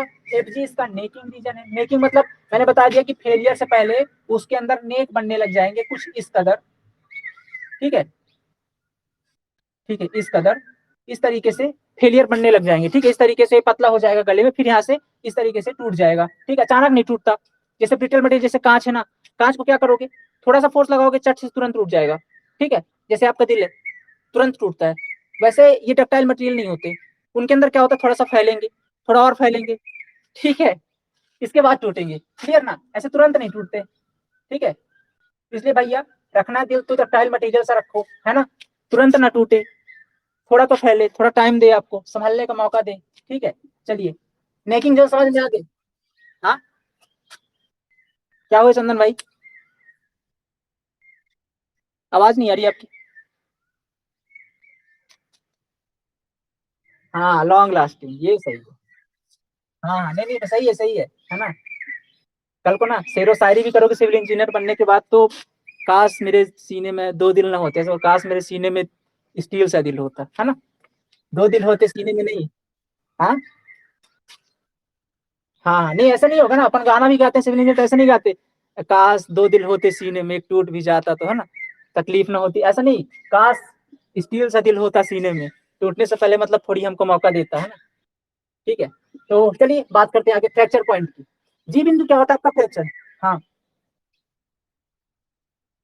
ईएफ जोन कुछ नहीं होता दोस्त, ईएफ जोन पे हमको मैक्सिमम स्ट्रेंथ मिलने लग जाती है। देखो, एक बिंदु के बाद आपने एक चीज सुनी होगी ना, कोई भी दिया है ना, कुछ भी चीज होती है, मान लीजिए कोई दिया है, उसके अंदर तेल खत्म हो गया, बुझने से पहले एक बार अपनी मैक्सिमम बार तेज जलता है, बोलते हैं ना, बुझने से पहले एक बार तेज जलता है। चींटी को मरना होता है तो उसके अंदर पंख जमते हैं, मतलब लास्ट बार वो उड़ता है ना, मतलब अपनी मैक्सिमम स्ट्रेंथ कवर करता है वो टूटने से पहले।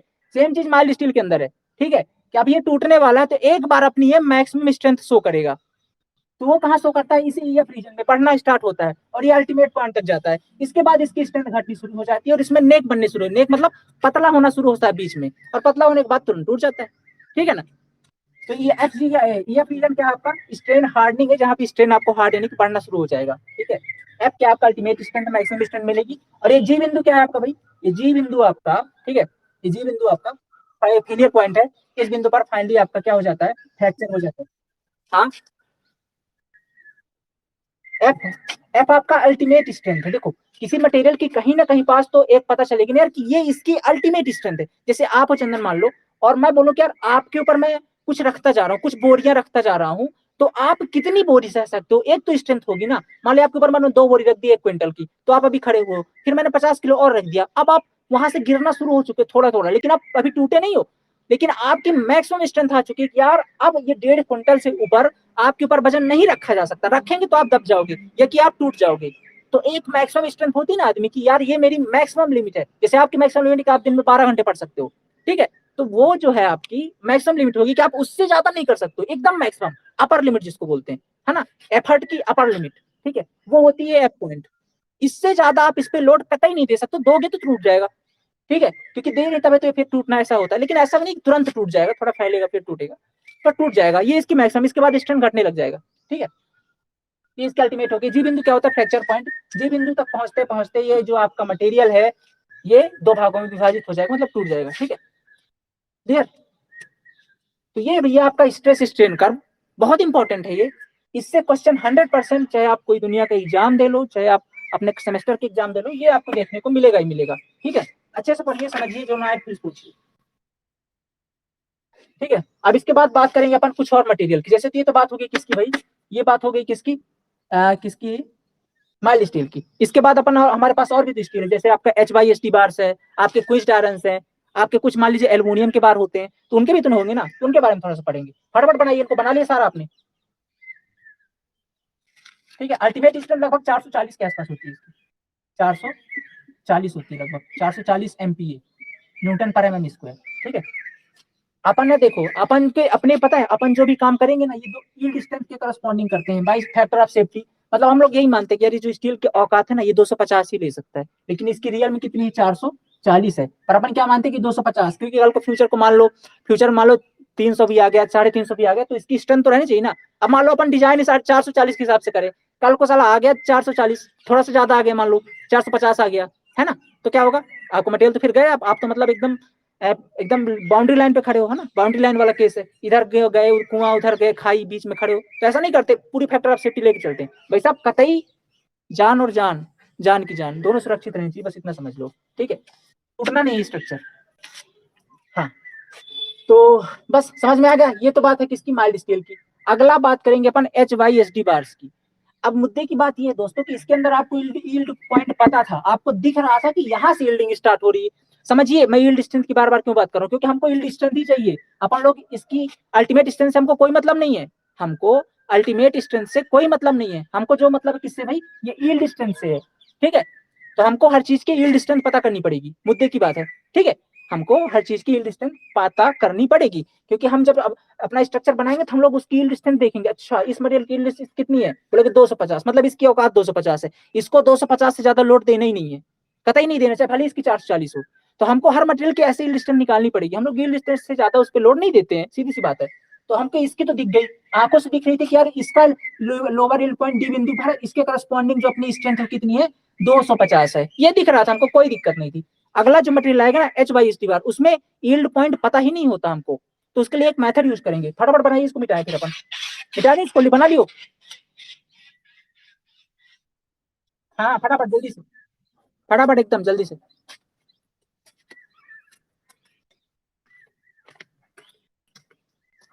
हाँ तीरा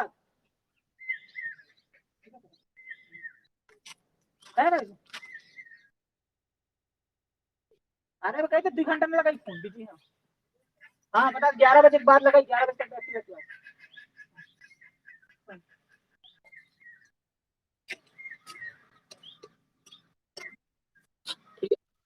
हाँ चंदन बोलिए, आवाज नहीं आ रही है।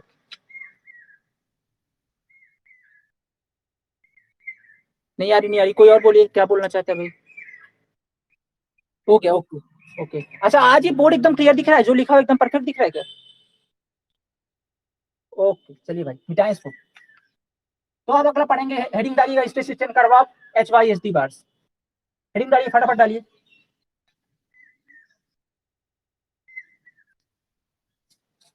ठीक है, stress strain curve of H/S/T bars.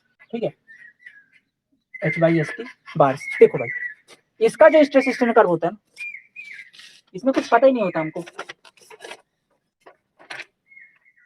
ठीक है, जैसे चलो इसको ऐसे बना के देखते हैं, जैसे बोलता हूँ कि माइल्ड स्टील कैसे जाता है ना, ये गया, ये गया और ये गया। ठीक है, ऐसे जाता है माइल्ड स्टील का। थोड़ा सा और बना के देखें तो प्योर आयरन का भी ऐसे जाता है। यहाँ तक तो सेम ही रहता है दोनों का, प्योर आयरन का ऐसे चला जाता है। ठीक है, ये प्योर आयरन हो गया, नीचे वाला पॉइंट आपका प्योर आयरन। ठीक है, प्योर आयरन हो गया, ये आपका माइल्ड स्टील हो गया। यहीं से स्टार्ट होगा किसका, आपका H/S/T बार का। ठीक है, यहाँ तक इसका भी सेम रहता है, ऐसे जाएगा ऐसे H/S/T बार से। इसके ऊपर एक बार और रहती है,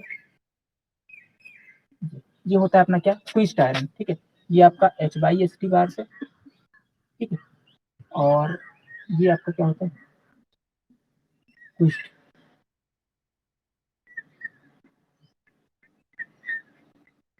आयरन। ठीक है, ये ट्विस्ट आयरन हो गया, ये H/S/T बार हो गया, ये माइल्ड स्टील हो गया, ये प्योर आयरन हो गया।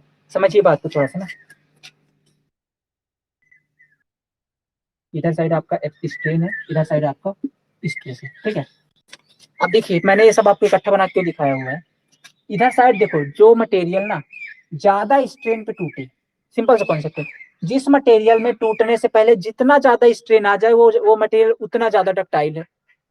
जिस मटेरियल के अंदर टूटने से पहले कम स्ट्रेन आए, उसके अंदर वो कम डक्टाइल है। सीधा सा कॉन्सेप्ट है। ठीक है, सीधा सा कॉन्सेप्ट है। तो अब समझिए थोड़ा सा, जैसे ये जो प्योर आयरन है, ये जो आपका प्योर आयरन है, ये टूटने से पहले, ठीक है, टूटने से पहले मैक्सिमम स्ट्रेन तक चला जाता है।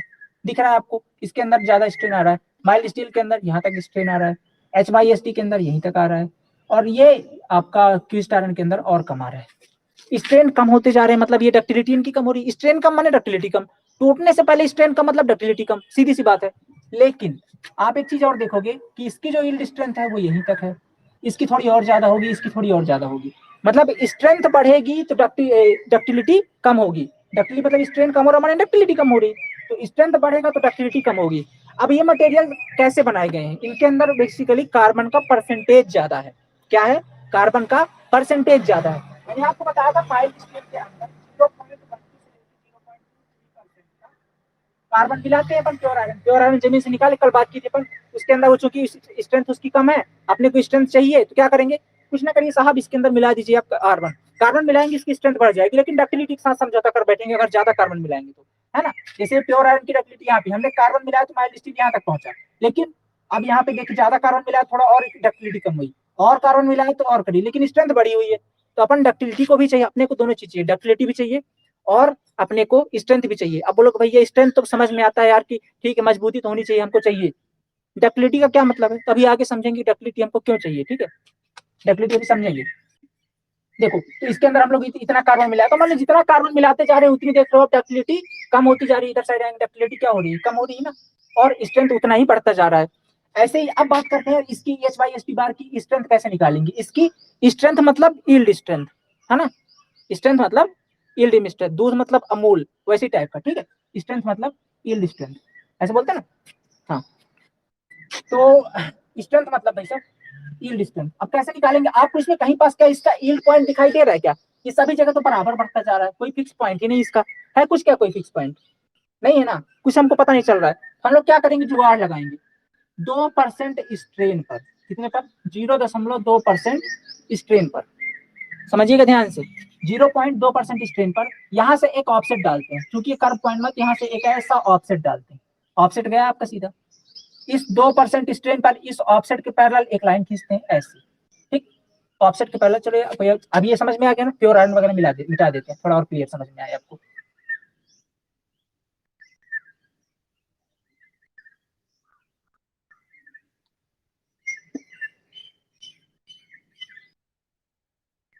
ये लीजिए, ठीक है। तो ये आपका क्या है, ये हमने ऑफसेट डाला हुआ है, ऑफसेट डाला हुआ है यहाँ से, ठीक है, सॉरी ये टेंजेंट डाला हुआ है अपन ने, ठीक है, क्या डाला हुआ है, टेंजेंट डाला हुआ है, ये हमने टेंजेंट डाला है, एकदम एच बाई एस टी के बगल से टेंजेंट डाला, और टेंजेंट के लिए 0.2% स्ट्रेन से इस टेंजेंट के पैरेलल, ये दोनों पैरेलल एक दूसरे के पैरेलल, एक ऑफसेट डाला, और ये जहां पे कट करेगी, यहाँ पे कट कर रही है, यहीं पे इसकी यील्ड स्ट्रेंथ मान लेते हैं कि भाई साहब इसकी यील्ड स्ट्रेंथ यहाँ पे है, सिंपल सा। इस मेथड को बोलते हैं अपन ऑफसेट मेथड, क्या बोलते हैं, ऑफसेट मेथड।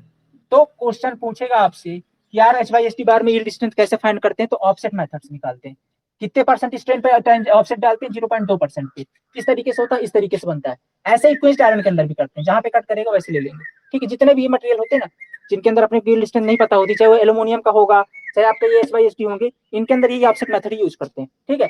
इसके अंदर ये यील्ड स्ट्रेंथ होती कितनी है, सीधी सी बात है, माइल्ड स्टील से ज्यादा होगी ना, तो कितनी होगी, ये होती है लगभग 415, ठीक है, 415, इसीलिए इन बार को एफई 400 बोलते हैं, एफई 415 बोलते हैं, ठीक है। इनकी जो स्ट्रेंथ होती है कितनी होती है, एफई 415 होती है। एक और इसी का एक वेरिएंट होता है 500 वाला, जिसमें थोड़ा सा और कार्बन मिलाया रहता है हम लोगों ने, तो उसकी जो स्ट्रेंथ होती है वो 500 पहुंच जाती है, यील्ड स्ट्रेंथ उसकी 500 पहुंच जाती है। तो अगर हम अपने स्ट्रक्चर को बनाने में H by S T bar use करेंगे, तो उसकी स्ट्रेंथ कितनी लेंगे, कितनी लेंगे अब, 415 लेंगे एच बाई एस टी बार की। अगर माइल्ड स्टील यूज करेंगे तो कितनी लेंगे, 250 लेंगे। अगर इसका एफई 500 यूज करेंगे तो उसकी स्ट्रेंथ 500। तो 500 समझ में आ गई ना क्या होती है, जैसे मैं आपको बोल रहा हूँ कि एफई 250 मतलब mild steel, FE 415, FE 500, FE का मतलब तो हो गया आयरन है, ठीक है, एफई मतलब आयरन है। ये 250 है क्या, ये 250 उसकी यील्ड स्ट्रेंथ है, ठीक है ना, क्या है उसकी यील्ड स्ट्रेंथ, पढ़ा ना हम लोगों ने भी, यील्ड स्ट्रेंथ समझा, ये होती है यील्ड स्ट्रेंथ। ये 415 उसकी सब यील्ड स्ट्रेंथ है, ये 500 सब उसकी यील्ड स्ट्रेंथ है, ठीक है। क्या होती है, यील्ड स्ट्रेंथ होती है। तो स्टील के केस में समझ में आ गया ना, कंक्रीट के केस में भी सेम होता है। कंक्रीट केस में कैसे लेते हैं, M20, M25। तो M मतलब क्या, M मतलब मिक्स, 20 मतलब क्या, 20 मतलब वहां पे उसकी यील्ड स्ट्रेंथ नहीं लेते, वहां पे उसकी कैरेक्टरिस्टिक स्ट्रेंथ लेते हैं। क्या लेते हैं भाई साहब, कैरेक्टरिस्टिक स्ट्रेंथ लेते हैं, ठीक है। तो वहां पे अपन उसको कैरेक्टरिस्टिक स्ट्रेंथ बोलते हैं। वो अभी आगे अपन जब कंक्रीट के बारे में पढ़ेंगे तो पढ़ेंगे, पर फिलहाल अभी स्टील के बारे में आप समझ लीजिए कि स्टील में जो एफई 250 होता है, एफई का मतलब आयरन, 250 मतलब यील्ड स्ट्रेंथ, एफई मतलब 400, एफई मतलब आयरन, 415 मतलब उसकी यील्ड स्ट्रेंथ, एफई मतलब 4 आयरन, 500 मतलब उसकी यील्ड स्ट्रेंथ। समझ में आ गई इतनी बात, क्लियर एकदम, किसी को कोई डाउट नहीं। ओके ओके, टाइम कितना हो गया भाई, अपन चले से सॉइल की क्लास के लिए, 8:50 हो चुके हैं, ठीक है। 5 मिनट का रेस्ट लेते हैं, बैक आइएगा एकदम 8:50 है, 8:55 पे, कहीं जाइएगा नहीं, ठीक है। 8:55 पे सॉइल मैकेनिक्स की क्लास स्टार्ट कर देंगे, ठीक है ना, ओके। हाँ, हम आते हैं 5 मिनट के अंदर। 8:55 पे जितने लोग सारे सारे स्टील, आज सॉइल मैकेनिक्स की पहली क्लास है, ठीक है। तो आज अपन स्ट्रेस रिटर्न कर पहली, काफी इंपॉर्टेंट टॉपिक है, ठीक है, इसलिए मैंने इसको काफी टाइम देकर के पढ़ाया है। ये बन गया तो आपकी पता है, ये स्ट्रेस रिटर्न कर आप जब तक सिविल पढ़ोगे ना, जब तक, अभी ये सोम में पढ़ रहे हो, सोम का अगले चैप्टर वहां भी स्ट्रेस रिटर्न कर, फिर इसके बाद आरसीसी पढ़ोगे वहां भी स्ट्रेस रिटर्न कर, स्टील पढ़ोगे वहां भी स्ट्रेस रिटर्न कर, स्ट्रक्चर पढ़ोगे वहां भी, बिल्डिंग मटेरियल के अंदर कंक्रीट टेक्नोलॉजी वहां भी, हर जगह देखने को मिलेगा भाई ये स्ट्रेस स्ट्रेन कर्व, ठीक है। इसलिए मैंने इसको बहुत ज्यादा टाइम देके बहुत अच्छे से बहुत डिटेल में समझा दिया कि ये तो अब कॉन्सेप्ट आपका एकदम ऐसे पक्का रहे ना, कोई रात को सपने में उठा के देखे तो आपके सपने में बाबू ना आएंगी, ये स्ट्रेस स्ट्रेन कर्व आएगा, ऐसे समझिए बस इसको, ठीक है। चलिए, है ना। अरे क्या बोल रहे भाई, हाँ रुचि क्या बोल रहे हो आप?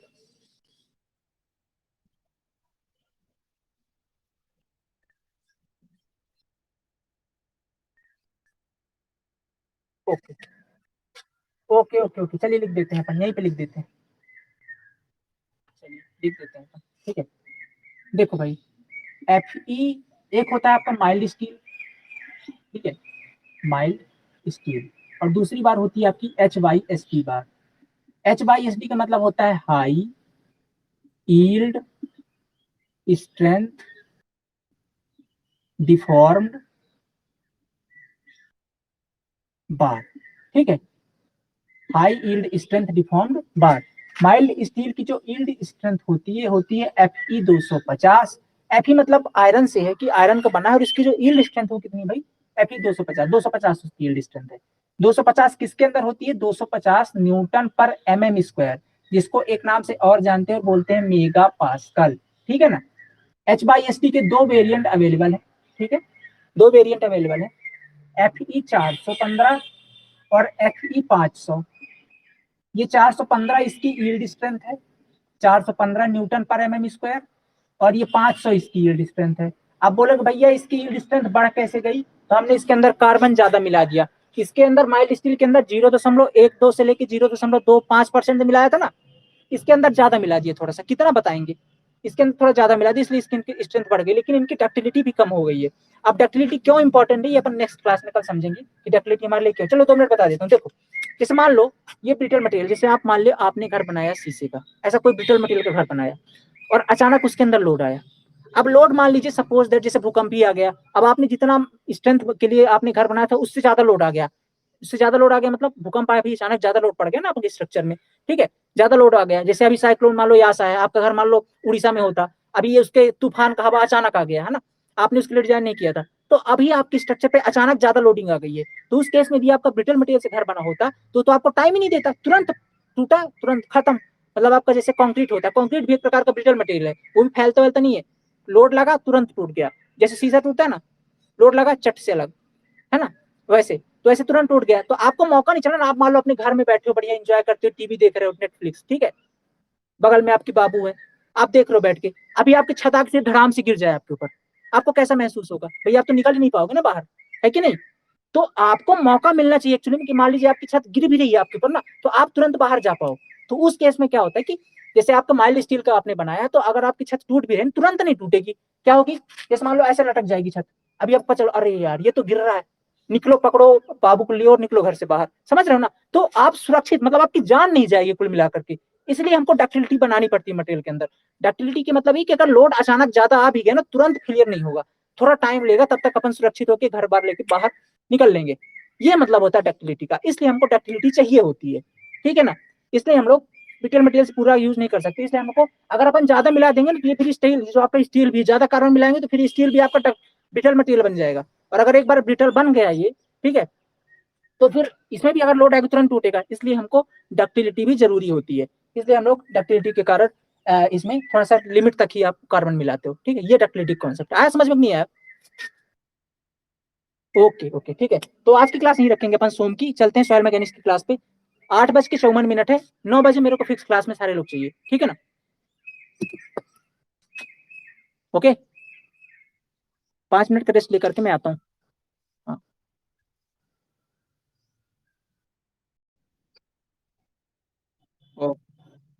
Okay okay okay. मजा आ रहा है ना पढ़ने में आप लोग को? 1.5 घंटे क्लास बोरिंग तो नहीं लग रही? नहीं लगेगी भाई, नहीं लगेगी, टेंशन मत लो।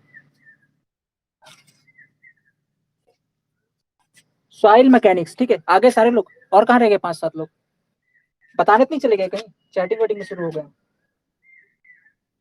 देखो भाई आप ना अपनी अपनी सोना बाबू को बोलिए कि 9 से 11 डिस्टर्ब ना करें, सॉरी 8 से 9:30, इस बीच में कोई मैसेज कोई फोन नहीं, सिर्फ यहाँ पे पढ़ाई करिए, ठीक है ना। इसके बाद तो पूरा दिन आप ही के पास इस समय। हाँ, इस टाइम पे सारी चीजें पहले नोटिफिकेशन डाल दीजिए कि इस टाइम पे कोई डिस्टर्ब ना करे, है ना। तो स्टार्ट करते हैं सॉइल मैकेनिक।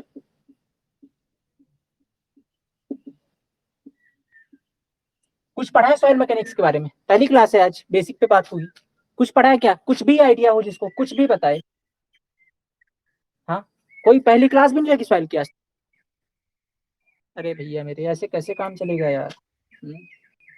बाकी लोग क्यों नहीं आ रहे फिर, जब इतनी प्रॉब्लम है यार? तो बाकी लोग कहीं नहीं आ रहे? 50-57 लोग ग्रुप में लाइव, आपके 15-20-30 लोग रहते हैं।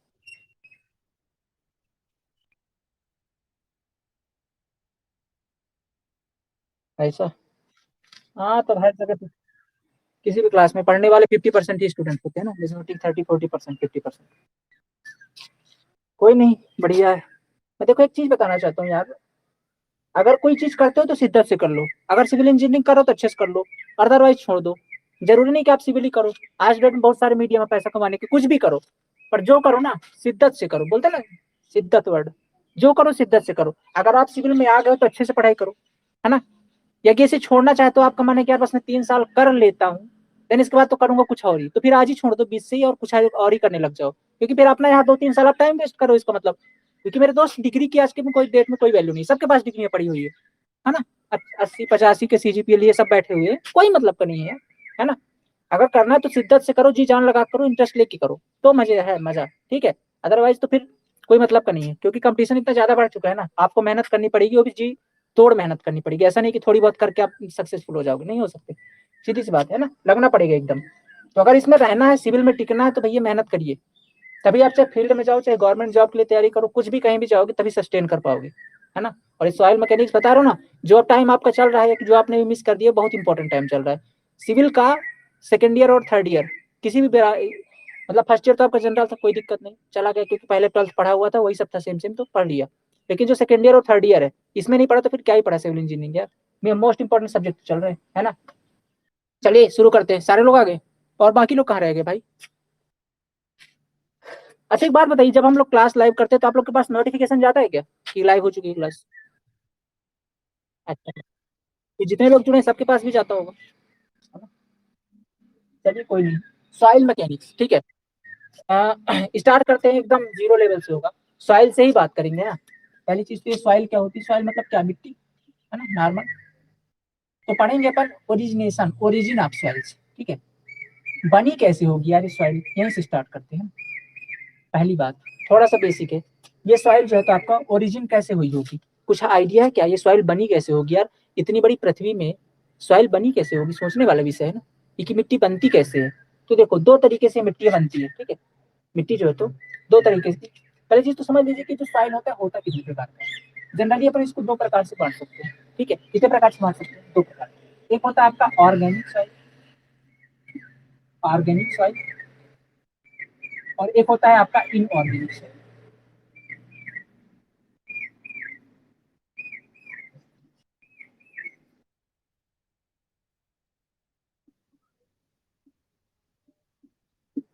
इनऑर्गेनिक सॉइल, ठीक है।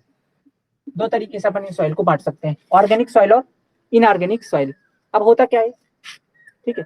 देखो, ये सब थोड़ा पढ़ने से पहले एक चीज और समझ लेते हैं। दुनिया में जितने भी मटेरियल बने ना, दो प्रकार की सॉइल से बनके बने, सॉरी, जितने भी सॉइल बनी हुई दो तरीके से बनती है, ठीक है।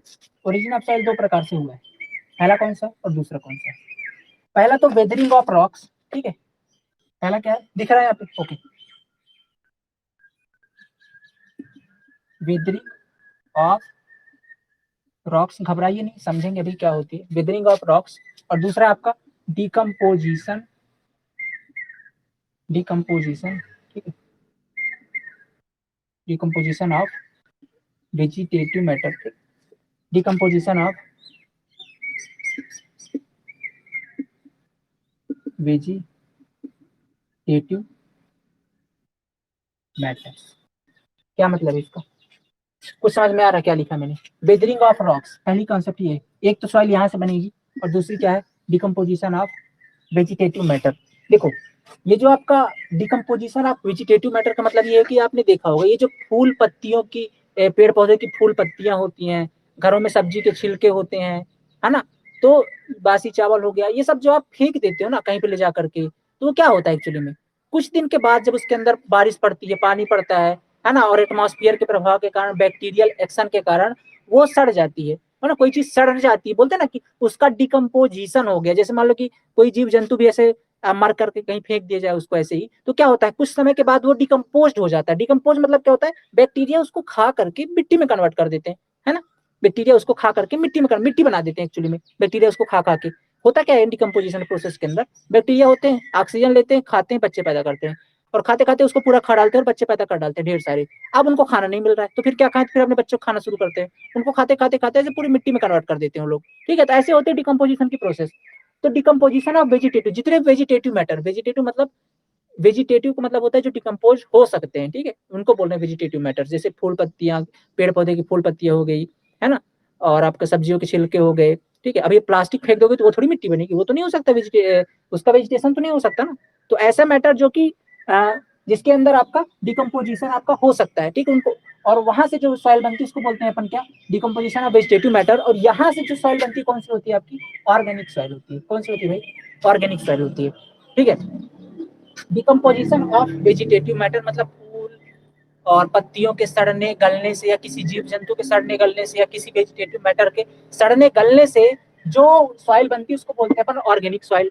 क्लियर हो गई बात, कोई दिक्कत नहीं ना। ठीक है, दूसरा होता है अपना weathering rock, weathering of rock.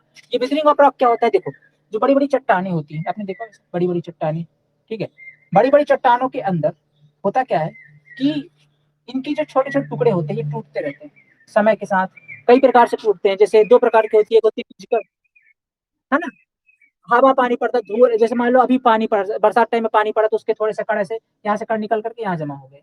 हवा जोर की आई तो यहाँ से थोड़ा सा कण टूट करके यहाँ चले गए। जोर की बारिश हुई, है ना, बर्फ पड़ गया, है ना, तो वहां से टूट करके ऐसे नीचे यहाँ पे जमा होते रहते हैं। तो यहाँ से भी एक छोटे छोटे टूटते टूटते टूटते टूटते मिट्टी का प्रभाव ले लेता है। ठीक है, तो एक प्रकार की मतलब वेदरिंग एक्शन के कारण रॉक में जो बड़े बड़े पहाड़ है, पर्वत है, अब बोलोगे पहाड़ पर्वत कैसे बने होंगे, उसके पीछे के फिर आपको जियोलॉजी पढ़ना पड़ेगा, फिर जियोटेक से आप बाहर निकल जाएंगे ना, तो फिर आपको दूसरे लाइन में चले गए। हमको उस पर नहीं जाना, हमको ये समझना है कि पहाड़ पर्वत पहले से थे। ठीक है, कैसे बने, कैसे टेक्टोनिक प्लेटें टकराई, वो सब आप जियोलॉजी में पढ़ेंगे, जियोटेक में इतना नहीं पढ़ना कि पहाड़ पर्वत थे, उनमें नेचुरल, जो नेचुरल एजेंसी जो थी, जैसे वाटर, है ना, पानी बरसा, बर्फ गिरा, है ना, या कि हवा चली, तो उसके अंदर एक्शन हुआ और इसके छोटे छोटे टुकड़े टूट करके मिट्टी का आकार ले लेते हैं। तो इस प्रकार से जो सॉइल बनती है ना, इसको बोलते हैं अपन इनऑर्गेनिक सॉइल। क्या बोलते हैं भाई, इनऑर्गेनिक सॉइल बोलते हैं। ठीक है, क्या बोलते हैं, इनऑर्गेनिक सॉइल। मतलब यहाँ से ऐसे छोटे छोटे टुकड़े जो है टूट टूट के नीचे गिरते रहते हैं, किसके अंदर, नेचुरल, नेचुरल एक्शन के द्वारा। नेचुरल एक्शन मतलब वही है कि पानी बरस जाए, जोर की हवा चल जाए, ऐसे कर, ये जो नेचुरल एक्शन होते हैं इनके कारण जो छोटे छोटे टुकड़े टूट करके और मिट्टी का आकार ले लेते हैं। तो एक प्रकार की मिट्टी ऐसे बनती है। दुनिया में दो ही प्रकार की मिट्टी मिलेगी, एक होगा इनऑर्गेनिक सॉइल और एक होगा आपका ऑर्गेनिक सॉइल। ठीक है, क्लियर बात ना। ऑर्गेनिक कैसे बनेगा, डिकम्पोजिशन से। इनऑर्गेनिक कैसे बनेगा, सॉरी, हाँ, डिकम्पोजिशन से। और ये कैसे बनेगा, वेदरिंग एक्शन से। अच्छा, ये जो वेदरिंग एक्शन होता है ना, ये दो प्रकार का होता है। कितने प्रकार का होता है भाई, ये जो वेदरिंग एक्शन है, दो प्रकार से वेदरिंग एक्शन, मतलब ये जो वेदर है आपका, मौसम है, दो प्रकार से एक्शन ले सकता है। एक होती है आपकी फिजिकल वेदरिंग, फिजिकल वेदरिंग, ठीक है, और एक होती है आपकी केमिकल वेदरिंग। क्या होती है, केमिकल वेदरिंग, समझिएगा ध्यान से। केमिकल वेदरिंग दिख रहा है, थोड़ी डिस्टर्ब हो गई थी। ठीक है, चलिए आ जाइए, आवाज आ रही क्लियर, कोई दिक्कत नहीं, अखिल आ रही है आवाज, ओके ठीक है। देखो, तो क्या होता है एक्चुअली में, weathering action card, weathering action अपन दो तरीके से होता है। ये जो मैं आज लिख रहा हूँ एकदम आपको क्लियरली दिख रहा है ना, कहीं पे कोई दिक्कत नहीं समझने में, ओके, क्लियरली नहीं है, ऊपर लिख देते हैं चलो, क्लियर है भैया। तो फिर आपका नेट खराब है यार, है ना, उधर साइड वालों का, जिसको नहीं दिख रहा है। दो प्रकार का होता है, एक होता है आपका फिजिकल वेदरिंग, फिजिकल वेदरिंग, और दूसरी होती है आपकी केमिकल वेदरिंग। वेदरिंग का मतलब क्या है, जो नेचुरल एजेंसी जैसे होगी हवा, पानी, बर्फ के गोले, ये किसी पहाड़ पर्वत पर पड़ेंगे तो उसके छोटे छोटे टुकड़े टूट करके मिट्टी बन जाएगी। ये मतलब है वेदरिंग एक्शन का। ये दो प्रकार से हो सकता है। कितने प्रकार से हो सकता है, दो प्रकार से, या तो फिजिकल होगा या तो केमिकल होगा। फिजिकल का मतलब क्या है और केमिकल का मतलब क्या है, कैसे फिजिकल एक्शन होता है, कैसे केमिकल एक्शन होता है, ये समझते हैं थोड़ा सा। ठीक है, तो इधर आप ये बना लिए चार्ट आपने जो मैंने समझाया अभी। ठीक है, साथ साथ बनाते जाए करो। हाँ, फिजिकल का मतलब ये होता है, जैसे मान लेता हूँ कि आपका कोई चट्टान है, ठीक है, बड़ा सा चट्टान है कुछ ऐसा, ठीक है। अब इस चट्टान के अंदर छोटे छोटे ऐसे होल होते हैं, ठीक है, ऐसे ऐसे ऐसे कुछ होल होते हैं, ठीक है।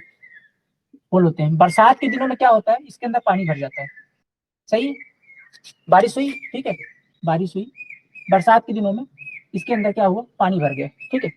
पानी भरने के कारण ये जो इसको होल थे क्या हो गए, फुल हो गए पानी से, है ना, पानी से फुल हो गए ये होल। ओके, अब ठंडी का टाइम आएगा, बरसात के बाद ठंडी आती है।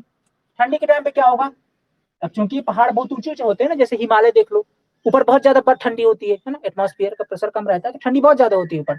ऊपर ठंडी ज्यादा होगी, इसलिए क्या होंगी, ये जो पानी अंदर भरा है क्या हो जाएगा, बर्फ बन जाएगा, जम जाएगा। सही है, जब ये जमेगा तो आप एक चीज जानते हो कि यार जो बर्फ का आयतन होता है वो पानी के आयतन से अधिक होता है। समझ रहे हो ना बात को, अगर एक बाटल के अंदर आप पानी भर दो, उसका ढक्कन बंद कर दो, फ्रिज में रख दो, फट जाएगा वो, है ना, क्यों फट जाएगा, क्योंकि एकदम मतलब फुल भर दो, थोड़ी भी जगह रहनी चाहिए, क्योंकि उसका वॉल्यूम बढ़ेगा। वॉल्यूम क्यों बढ़ेगा, तो फिजिक्स का कॉन्सेप्ट है, सीधी सी बात हुई है कि अभी पानी है तो मतलब दो वॉइड्स के बीच जगह कम है ना, दो वॉइड्स के बीच जगह कम है, पानी के दो पार्टिकलों के बीच जगह कम है, दोनों पास पास है, इसलिए उसका वॉल्यूम कम है। जैसे ही बर्फ बनेगा पार्टिकल के बीच थोड़ी दूरी आ जाएगी, दूरी आएगी तो वॉल्यूम बढ़ जाएगा, वॉल्यूम बढ़ा तो जैसे ही वॉल्यूम आ चुकी है तो भरा पूरा था ऐसे। अब वॉल्यूम बढ़ा तो दीवारों पर लगा प्रेशर, इसकी पहाड़ों की दीवारों पर प्रेशर लगा, किसके छोटे छोटे टुकड़े टूट जाते हैं, अरे छोटे टुकड़े टूट करके पास में से एकत्रित हो जाते हैं। तो इस प्रकार की वेदरिंग को बोलते हैं भाई साहब फिजिकल वेदरिंग। क्या बोलते हैं, फिजिकल वेदरिंग। आया समझ में क्या, फिजिकल वेदरिंग क्लियर हुई क्या। हाँ, आ गई है ना, मतलब क्या है, सिंपल सा पहाड़ के अंदर बरसात के टाइम में पानी भर गया उनके होल्स में, और जब जब ठंडी का टाइम आया तो ठंडी के कारण वो बर्फ जम गया, बर्फ जमा तो उसका आयतन बढ़ा। आयतन क्यों बढ़ता है जानते हो यार, कि दो पार्टिकल के बीच में बर्फ का आयतन सिंपल सी बात है पानी के आयतन से अधिक होता है। क्यों, क्योंकि लिक्विड का आयतन सीधी सी बात कम होता है ना, पार्टिकल पास पास होते हैं, आपने सिंपल सा पढ़ा होगा। गैस का थोड़ा सा और ज्यादा होता है, ठीक है, तो ऐसे ही सॉइल का आयतन थोड़ा सा ज्यादा होता है, क्योंकि पार्टिकल दूर दूर चले जाते हैं। आयतन बढ़ा तो दीवार पे प्रेशर लगा, प्रेशर लगा तो प्रेशर के कारण इसके छोटे छोटे पार्टिकल जो होते हैं टूट के आसपास ऐसे एकत्रित हो गए, तो यहाँ से एक वेदरिंग एक्शन होता है जिसे अपन फिजिकल वेदरिंग बोलते हैं। क्लियर हो गई ना बात, ऐसे भी एक सॉइल बनती है, फिजिकल वेदरिंग बोलते हैं इनको, ठीक है। अच्छा, हेडिंग डाल लीजिएगा फिजिकल वेदरिंग, ठीक है।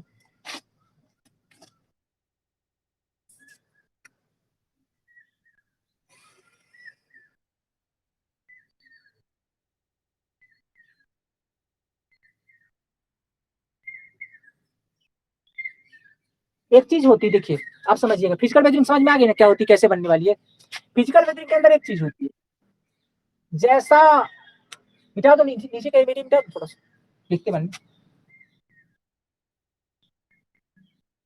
फिजिकल फिजिकल वेदरिंग के अंदर ऐसा होता है ना कि जो सॉइल बनेगी ना वो एकदम अपने मम्मी पापा यानी कि राख यानी कि चट्टान के ऊपर गई होगी, उसके गुण बिल्कुल डीएनए जैसे होता है ना, डीएनए मैच करता है ना, जैसे आप हो, आपकी जो शक्ल होगी वो आपकी मम्मी या पापा से मैच कर रही होगी, है ना। ऐसे ही जो ये सॉइल बनी है ना, ये सेम टू सेम इसके पार्टिकल हैं, जो इसके पार्टिकल के जो गुण होंगे वो सारे मैच करेंगे इस पहाड़ के पार्टिकल से, ठीक है। ये जो पहाड़ का पार्टिकल है एकदम सेम है, क्योंकि बीच में कुछ ऐसा हुआ नहीं ना कि ये बदल जाए, केमिकल के अंदर बदल जाएंगे, गुण बदल जाएंगे उसके, ठीक है। केमिकल एक्शन में कुछ उसके गुण बदल जाते हैं केमिकल वेदरिंग के अंदर। फिजिकल के अंदर ऐसा कुछ नहीं होता कोई। अब क्या होना है, पानी तो भरा है इसके अंदर, वो बर्फ बन गया, टूट गया, तो उसी के पार्टिकल छोटे छोटे पार्टिकल अलग हो गए, है ना। तो जैसे उदाहरण बात करें तो सैंड हो गया आपका, है ना, आपका क्या हो गया, सैंड हो गया, ग्रेवल हो गया, सैंड हो गया, ग्रेवल हो गया, ये सभी बनते हैं किसके कारण, एटसेट्रा होते हैं और होती है इसके अंदर पढ़ेंगे। सैंड हो गया, ग्रेवल हो गया, ये सब बनते हैं आपके फिजिकल वेदरिंग से, ठीक है, फिजिकल वेदरिंग से। और जो फिजिकल वेदरिंग से बनती है सॉइल, उसके अंदर कोहेजन बिल्कुल नहीं होता, बहुत कम होता है भाई। क्या होता है, कोहेजन, कोहेजन बहुत कम होता है, ठीक है। दो पार्टिकल्स के बीच में जो बॉन्डिंग होती है बहुत कम होती है। आपने देखा होगा सैंड के बीच में कोई कोहेजन होता है क्या, नहीं, सैंड का हर एक दाना अलग अलग रहता है, क्योंकि बीच में कोई पकड़ ही नहीं है। लेकिन वहीं पर अगर देखो कि मिट्टी है ना, जो मिट्टी होती है, क्ले होती है, उसका क्या होता है, पार्टिकल के बीच एकदम कोहेजन, उसका ऐसा ढीला बन जाता है ना। आप मिट्टी का ढीला दे सकते हो, कभी सैंड का ढीला देखा है या ग्रेवल का ढीला देखा है, नहीं देखा ना, क्योंकि कोहेजन नहीं है। कोहेजन मतलब होता है कि सेम टाइप ऑफ पार्टिकल के बीच बॉन्डिंग, या सेम टाइप ऑफ पार्टिकल के बीच फोर्स, अट्रैक्शन फोर्स, ठीक है, के बीच attraction force, same type of particle के बीच अट्रैक्शन फोर्स को कोहेजिव फोर्स बोलते हैं, इसके गुण को कोहेजन बोलते हैं। तो कोहेजन इनके अंदर बहुत कम होता है, नगण्य के बराबर होता है इनके अंदर कोहेजन, ठीक है। कोहेजिव फोर्स बिल्कुल जीरो होता है, ठीक है। तो अब बोला भैया कोहेजिव फोर्स तो ठीक है जीरो होता है, तो फिर ये आपस में जुड़े कैसे रहते हैं, ठीक है। ये आपस में कैसे जुड़े रहते हैं, या जैसे बोल दो कि अपन जो गिट्टी का स्ट्रक्चर बनाते हैं, ठीक है, कंक्रीट का स्ट्रक्चर बनाते हैं, आपस में कैसे जुड़े रहते हैं अगर इनके बीच कोहेजन ही नहीं है। तो ये भी जुड़े रहते हैं आपस में फ्रिक्शन और इंटरलॉकिंग के कारण। इनके अंदर जो स्ट्रेंथ आती है वो कहाँ से आती है, जो स्ट्रेंथ आती है अगर इनका अपन स्ट्रक्चर बनाते हैं, जो स्ट्रेंथ आती है, जैसे आप मिट्टी का स्ट्रक्चर बनाते हो, मान लो मिट्टी का घर बना रहे हो, तो उसके अंदर मजबूती कहाँ से आती है, मोस्टली उसकी मजबूती कोहेजिव फोर्स से आती है, क्योंकि बहुत कोहेजिव फोर्स होता है भाई मिट्टी के। आप काली मिट्टी देखो, ब्लैक कॉटन सॉइल, मस्त कोहेजिव फोर्स होता है उनके बीच, है ना, एकदम मस्त पकड़ के रखते हो। अगर बात करते हैं अपन रेता सैंड की या ग्रेवल की, उनके अंदर कोई कोहेजिव फोर्स नहीं होता। फिर बोला यार भाई जब हम लोग स्ट्रक्चर बनाते हैं स्ट्रेंथ कहाँ से आ जाती है, सीमेंट बस स्ट्रेंथ आ जाती है क्या? हम कहा नहीं बाबू ऐसा नहीं है। बात यह है दरअसल कि उसके इनके अंदर जो स्ट्रेंथ आती है दो तरीके से आती है। पहला क्या होता है, पहला होता है आपका फ्रिक्शन, ठीक है, पहला क्या होता है आपका फ्रिक्शन, और दूसरी होती है इंटरलॉकिंग। क्या होती है इंटरलॉकिंग? पहला होता है फ्रिक्शन, दूसरी होती है आपकी इंटरलॉकिंग। दो पार्टिकल के बीच फ्रिक्शन के कारण एक बॉन्डिंग बनती है। फ्रिक्शन मतलब एक पार्टिकल ये, दूसरा पार्टिकल ये एक दूसरे से ऐसा सटे हुए हैं।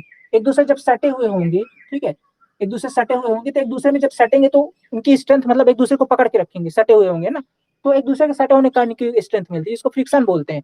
जैसे मैं अगर बोलूं कि यार दो लोग बाइक में चल रहे हो, ठीक है, दो लोग बाइक में चल रहे हो, अब अगर दोनों ने एक दूसरे का हाथ पकड़ रखा है तो सीधी सी बात दोनों की वेलोसिटी कम हो जाएगी, है ना, दोनों की वेलोसिटी कम हो जाएगी। सेम चीज यहाँ पे होती है कि अगर इनके अंदर लोड आ रहा है ना, लोड आ रहा है तो इनको टूट जाना चाहिए था, लेकिन फ्रिक्शन कारण दो आपस में जुड़े हुए हैं ना, दोनों की वेलोसिटी कम हो जाती है। ऐसे करके बहुत सारे जुड़े हुए तो उसके कारण एक स्ट्रेंथ मिल जाती है, इसको बोलते हैं अपन फ्रिक्शनल स्ट्रेंथ।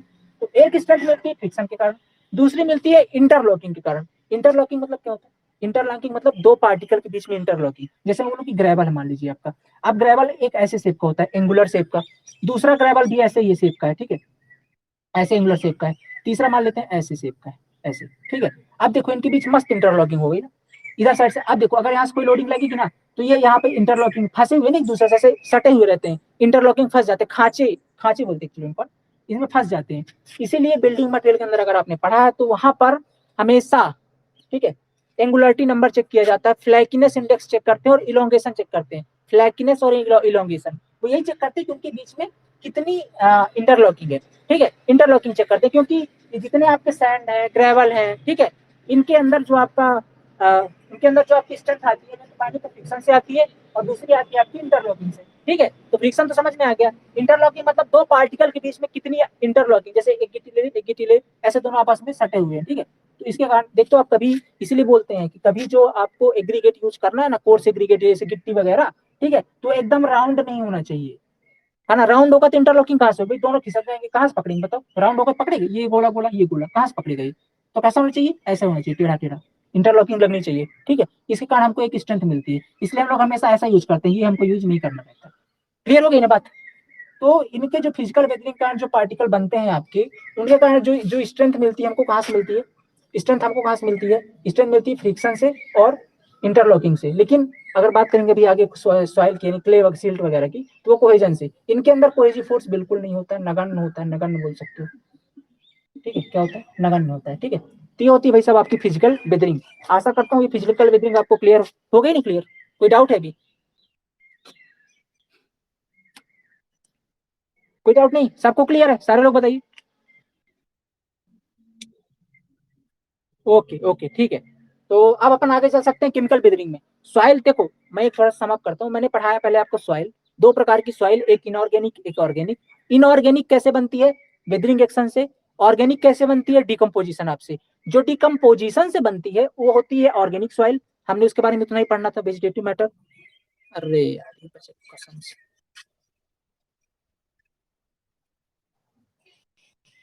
ठीक है, ओके। तो जो वेदरिंग एक्शन के कारण, ठीक है, वेदरिंग एक्शन के कारण, ओके, वेदरिंग एक्शन के कारण जो आपकी सॉइल बनती है, ठीक है, वेदरिंग एक्शन के कारण जो सॉइल बनती है वो होती है आपकी कौन सी, कौन सी, यार मेरा दिमाग खराब कर देते हैं सुबह सुबह फोन करके, मैं भूल जाता हूँ क्या पढ़ा रहा था, ठीक है, हाँ हाँ, organic soil, inorganic soil, sorry. Physical weathering के कारण जो सॉइल बनती है वो कैसी होती है आपकी, इनऑर्गेनिक सॉइल होती है, ठीक है। तो इनऑर्गेनिक सॉइल भी अपन दो तरीके से पढ़ते हैं, दो तरीके से बनती है। वेदरिंग भी जो है दो प्रकार का होता है, एक होता है आपका फिजिकल वेदरिंग, एक होता है आपका केमिकल वेदरिंग, ठीक है। तो जो फिजिकल वेदरिंग होती है आपकी, ठीक है, जो फिजिकल वेदरिंग होती है उसके अंदर हमने पढ़ा किस तरीके से होता है, पानी भर गया अंदर, बर्फ से जम गया, टूट गया, प्रेशर लगा, मिट्टी बन गया, दो ये सैंड और ग्रेवल होती है, इसके अंदर कोहेजन बिल्कुल नहीं होता है। अब बोलो कोहेजन नहीं होता तो स्ट्रेंथ कहाँ से आ गई? स्ट्रेंथ आती है आपकी फ्रिक्शन और इंटरलॉकिंग से। क्लियर हो गई बात? इतना पढ़ा अपन ने अभी तक। आगे लिखेंगे केमिकल वेदरिंग, हेडिंग डालिए फटाफट, केमिकल वेदरिंग। मिटाऊं इसको? ओके, लिखिए केमिकल वेदरिंग।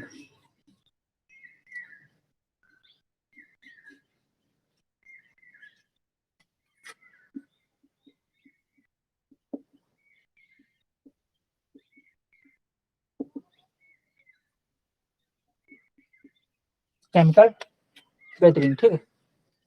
देखो अब केमिकल वेदरिंग क्या होता है एक्चुअली में, बनेगा वही रॉक से ही टूट के, ठीक है, चट्टानों से ही टूट के यहाँ भी बनेगा, ऐसा नहीं कुछ अलग होगा। इस मान लेते आपका चट्टान है, ठीक है, कुछ ऐसा,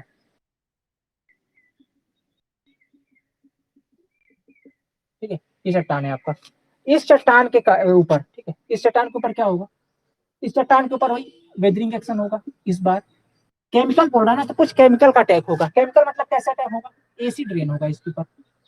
क्या होगा भाई? एसिड रेन, अम्लीय वर्षा। सुना है आपने अम्ल वर्षा का नाम? सुना ही होगा यार, सारा 12th तक पढ़ के आया, 10th पढ़ के आया, तो अम्ल वर्षा का नाम तो सुना ही होगा, है ना?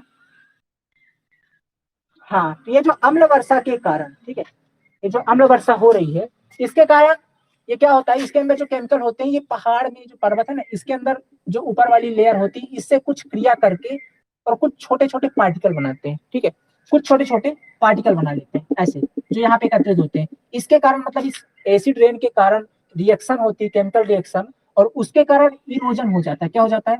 इरोजन। इरोजन बोले तो इसके ऊपरी परत का क्षरण, और उस क्षरण के कारण जो मिट्टी बनती है, ठीक है, ये जो बन जाती है, छोटे छोटे पार्टिकल यहाँ पे एकत्रित हो जाते हैं, ठीक है, वो मोस्टली बनती है, ठीक है, क्ले बनती है, ठीक है, क्ले होती है मोस्टली, ये क्ले हो गई, या तो सिल्ट होती है, ठीक है, क्ले होती है या तो सिल्ट होती है, ठीक है, क्ले पार्टिकल्स हो गए या सिल्ट पार्टिकल हो गए, ये बनती है बेसिकली किसके? केमिकल वेदरिंग के कारण।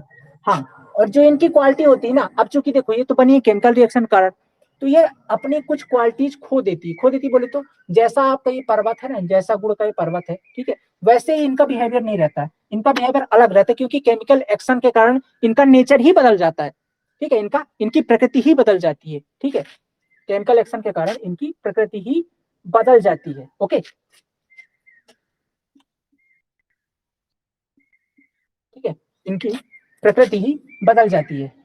तो ये जो क्ले और सॉइल बनते हैं, एक स्मॉल पार्टिकल होते हैं, एक मैं अभी ग्राफ दिखा रहा हूँ आपको, ठीक है, इनकी साइज बोले तो साइज कितनी होती है इनकी, ठीक है, इनकी साइज लगभग कोलाइडल पार्टिकल होती है एक्चुअली, ठीक है, कोलाइडल, जितने कोलाइडी कणों का साइज होता है ना, उतनी होते हैं इनकी साइज। ओके, तो क्या होता है, एक ग्राफ देख लीजिएगा यहाँ पे, ठीक है, अगर 10 की घाते -6 मीटर, 10 की घाते -9 मीटर, ठीक है, और ये इधर इससे छोटा, मतलब 10 के घाते -6 मीटर तक अगर है पार्टिकल का साइज, तो उसको बोलेंगे अपन सस्पेंडेड पार्टिकल। क्या बोलेंगे? सस्पेंडेड पार्टिकल, ठीक है। अगर 10 के घाते -6 से लेकर 10 घाते -9 तक है, तो इसको बोलेंगे अपन कोलाइडल पार्टिकल। क्या बोलेंगे? Colloidal particle. और अगर 10 के घाते -9 से भी छोटा है साइज, तो इसको बोलेंगे अपन क्या? Dissolved particle. Dissolved particle. तो ये जो क्ले पार्टिकल होते हैं कहाँ पे स्टे करते हैं? ये कोलाइडल पार्टिकल में, माने इनकी जो साइज 10 के घाते -6 से लेके 10 के घाते -9 तक होती है। ये अपना बिहेवियर खो देते हैं। इनके अंदर स्ट्रेंथ कहाँ से आती है? स्ट्रेंथ, स्ट्रेंथ कहाँ से आती है? स्ट्रेंथ मोस्टली उतनी होती नहीं, पर जो भी आती है वो कहाँ से आती है? वो आती है आपकी कोहेजिव फोर्स के कारण। किसके कारण? कोहेजन के कारण। इनके आपस में पार्टिकल के बीच जो बॉन्डिंग होती है ना, वो काफी ज्यादा होती है, उसके कारण इसके अंदर क्या आती है भाई साहब? स्ट्रेंथ आ जाती है। तो कोहेजन कारण आती है इनके अंदर स्ट्रेंथ, और ये होता है सारा। इनका यूज जनरली अपन अपने काम में ज्यादा होता नहीं, ठीक है, अपन इनका यूज नहीं करते। ओके, अपने लिए ज्यादा इंपॉर्टेंट है हार्ड स्ट्रेटा, क्योंकि हमको जो बनानी है ना, ये जो इतनी सॉइल पाई जाती है जनरली, जो मिट्टी है ना, ये सॉइल हो गई, जो क्ले हो गई, सिल्ट हो गई, ये जनरली 1 से 2 मीटर तक पाई जाती है।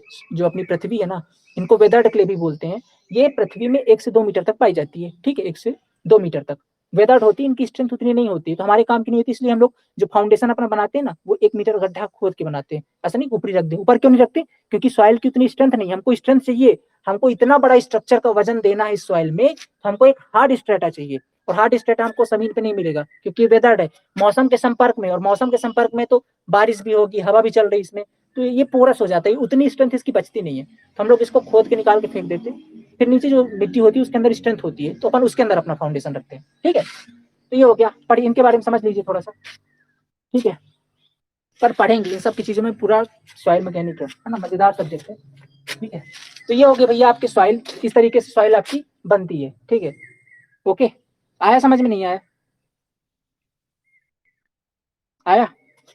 अब ओके, अब अगर ये आ गया तब इसके बाद सॉइल का एक बेसिक आइडिया लग गया ना आपको, सॉइल कैसे बनी होगी, कितने प्रकार की होती है, ठीक है। आप लिखेंगे पता क्या, अब होता है various type of soil, soil के कई प्रकार होते हैं, ठीक है। दो प्रकार होते हैं, एक होता है रेसिडुअल सॉइल, एक होता है ट्रांसपोर्टेड सॉइल, ठीक है। सॉइल के भी दो प्रकार होते हैं, अभी तो अपन ने ऑर्गेनिक इनऑर्गेनिक बनने के मतलब ओरिजिन के टर्म में पढ़ा कि जब सॉइल बनी होगी तो कैसे बनी होगी। पर अगर अब सॉइल बन गई है ना तो उसको भी दो पार्ट में बांट देते हैं, मान लीजिए सॉइल बन गई ना, फिर उसके अंदर भी दो पार्ट में, रेसिडुअल और ट्रांसपोर्टेड। ट्रांसपोर्टेड जैसे बोलते हो कि मान लो कोई पहाड़ पर्वत है, ठीक है, ये सॉइल बन गई है ना, अब ये सॉइल यहीं पे पड़ी रह जाए, है ना, यहीं पे पड़ी पड़ी ये सॉइल ही बन जाए, यहाँ से कहीं ना जाए, तो इसको बोलेंगे अपन रेसिडुअल सॉइल। क्या होती है? रेसिडुअल, जहां बने वहीं रहे, कहीं पे ना जाए, तो इसको बोलेंगे रेसिडुअल। मान लो कहीं पे पानी के कारण जैसे बनी ना, अब कल को बारिश हो तो बारिश के साथ बह बह के फिर किसी नदी में चले जाए, बह के नदी में चली जाए, फिर नदी से, नदी के साथ बहते बहते बहते बहते नदी के किनारे लग जाए, जैसे गंगा के मैदान है, ठीक है। गंगा के मैदान में कितना सारा सिल्ट इकट्ठा है, देखते हो ना, क्या बोलते हैं, सुंदरबन डेल्टा, कितना फेमस है, क्यों? वो कहा हुआ है, पूरे देश से मिट्टी बह बह करके जाकर के वहां पे एकत्रित पूरी सिल्ट, है कि नहीं। तो क्या हुआ, वो सॉइल ट्रांसपोर्ट हुई है एक जगह दूसरे, वहां पे सुंदरबन पहले नहीं था, तो जब से गंगा बहने लग गई होगी तो अपने साथ सिल्ट मिट्टी ये सब बहा बहा के लाती है और एकत्रित करती जाती है और करती जाती है, वहां पे एक अच्छी सॉइल बन गई और उसके बाद सुंदरबन डेल्टा बन गया, ठीक है। तो मतलब सॉइल का ट्रांसपोर्टेशन हुआ, तो एक केस में तो सॉइल वहीं पर रह रही है, दूसरे केस में सॉइल ट्रांसपोर्ट हो रही है, तो जो वहीं पर रह रही है उस सॉइल को बोलते हैं रेसिडुअल सॉइल। क्या बोलते हैं? Residual soil. और अगर ये ट्रांसपोर्ट हो जाए, अब ट्रांसपोर्ट क्या है, ऑटो तो लेके जाएंगे नहीं ना, गाड़ी ट्रेन से तो लेके जाएंगे, नेचुरल एजेंसीज के द्वारा, किसके द्वारा? नेचुरल एजेंसी, प्राकृतिक एजेंसी, मतलब क्या होता है हिंदी में, ऐसा मतलब नेचुरल एजेंसी समझो ना, ज्यादा हिंदी समझने की जरूरत नहीं है। नेचुरल एजेंसीज के द्वारा, नेचुरल एजेंसीज कौन कौन सी होती है, जैसे एक तो रिवर हो गया, रिवर के द्वारा चली गई, एक हवा के द्वारा चली गई, दूसरा मान लो ग्लेशियर के पास है तो ग्लेशियर के साथ चली गई ट्रांसपोर्ट होकर, समुद्र के पास तो समुद्र के साथ चली गई, ठीक है। और और कैसे जाएगी,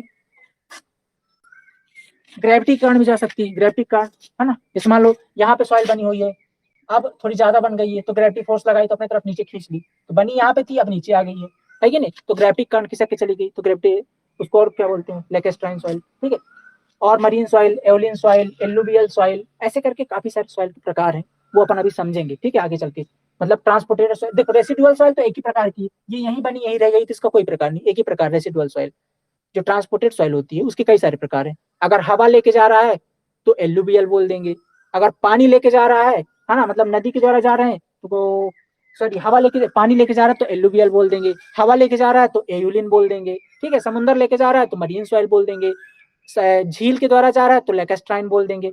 जो जो ट्रांसपोर्ट करेगा उसके आधार पर उस सॉइल का नाम रख देंगे ट्रांसपोर्टेड के अंदर, ठीक है, पर वो पढ़ेंगे ट्रांसपोर्टेड के अंदर। फिलहाल अपन जो रेसिडुअल के अंदर क्या होता है, रेसिडुअल के अंदर वहीं पे बनी वहीं पे रह गई, ठीक है, वहीं पे बनी वहीं पे रह गई, तो इस प्रकार की सॉइल को बोलते हैं अपन रेसिडुअल सॉइल, जो अपने सिविल इंजीनियरिंग काम की चीज है। ये तो बात हो गई सॉइल की, अब हमको एग्रीकल्चर थोड़ी करना भाई साहब कि सकला सॉइल पढ़ेंगे, अपने काम की चीज क्या है, अपने काम की चीज रेसिडुअल सॉइल होती है, क्योंकि इसकी स्ट्रेंथ ज्यादा होती है, हमको स्ट्रेंथ चाहिए ना भाई सब सॉइल से, हमको अपना स्ट्रक्चर खड़ा करवाना है यार, उसमें हमको इससे मतलब नहीं कि सॉइल के अंदर और क्या चीज है, हमको मिनरल्स नहीं देखने, हमको देखना है कि ये जो सॉइल है मजबूत कौन सी है, अपने काम की चीज कौन सी है, तो वो होती है रेसिडुअल सॉइल, जहां बनी वहीं रह गई तो उसकी स्ट्रेंथ अधिक होती है, बहुत ज्यादा होती है, ठीक है, स्ट्रेंथ ज्यादा होती है, इसलिए अपन यूज करते हैं किसका, रेसिडुअल सॉइल का, हमारे काम की चीज है, ठीक है। और बाकी ये जो है उड़ के जाते हैं तो इनके अंदर वर्ड्स ज्यादा, हवा के साथ उड़ के मिट्टी गई तो क्या है ना, पोरस हो जाती है, एक पार्टिकल यहाँ अलग अलग पार्टिकल उड़ के जा रहे हैं, जब आपस में जाएंगे दूर दूर रहेंगे, उनके बीच गैप ज्यादा रहेगा, लोड रखा होगा उसके ऊपर हवा रखो, मतलब लोड रखोगे ना, दब जाएगी एकदम, भरभरा के गिर जाएगी स्ट्रक्चर, काम की नहीं रहती अपने वो, तो अपने काम की क्या है, रेसिडुअल सॉइल, ठीक है। कल इनके बारे में थोड़ा सा और डिटेल पढ़ेंगे और इनका कल सिलेबस समझेंगे क्या क्या है, ठीक है। तो आशा करता हूँ ये इंट्रो लेक्चर आपको पसंद आया होगा, कैसा लगा भाई बताइए, आप लोग अपनी रिएक्शन बताइए। आ रहा नहीं आ रहा, मजेदार लग रहा है सॉइल, नहीं आ रहा, है ना, मजा आएगा ना पढ़ने में सॉइल, अभी तो शुरुआत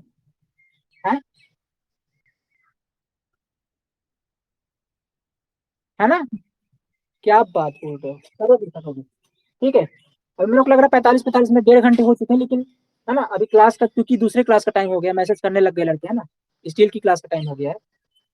अपन देखते हैं कल से थोड़ी आधे घंटे और बढ़ाएंगे, 1-1 घंटे क्लास करेंगे, है ना, क्या सिलेबस थोड़ा जल्दी हो जाए आपका। ओके, चलिए ठीक है। तो ये लेक्चर आपको रिकॉर्डेड मिल जाएंगे, यूट्यूब पर मिल जाएगा। आप लोग लेक्चर टेक मीट पे नहीं, यूट्यूब पे जाकर देखा करो, ठीक है। जितने लोग भी देखो यूट्यूब पे, जब डल जाए यूट्यूब में तब देखा करो, ठीक है। अगर जो लोग देखते भी हो बाद में, ठीक। ओके, नोट्स बनाइए इनके, मिलते हैं कल सुबह 8 बजे। सारे लोग टाइम पे आइए, जो लोग नहीं है उनको बोलिए टाइम पे ज्वाइन करें। ओके, अच्छा लगा सबको पढ़ के? हाँ, क्या बोल, हाँ लिंक सेंड कर देंगे आज, लिंक सेंड कर देंगे, ठीक है। और अच्छा लगा, समझ में आ रहा है बढ़िया तरीके से, कोई दिक्कत कहीं पे नहीं है। ओके, चलिए चलिए ठीक है, थैंक यू सो मच, मिलते हैं नेक्स्ट क्लास का टाइम हो रहा है, आप लोग जाइए। और बाबू सोना आपको, आपकी बाबू सोना आपका इंतजार कर रही है, ठीक है, जाइए एंजॉय करिए, ठीक है। चलिए।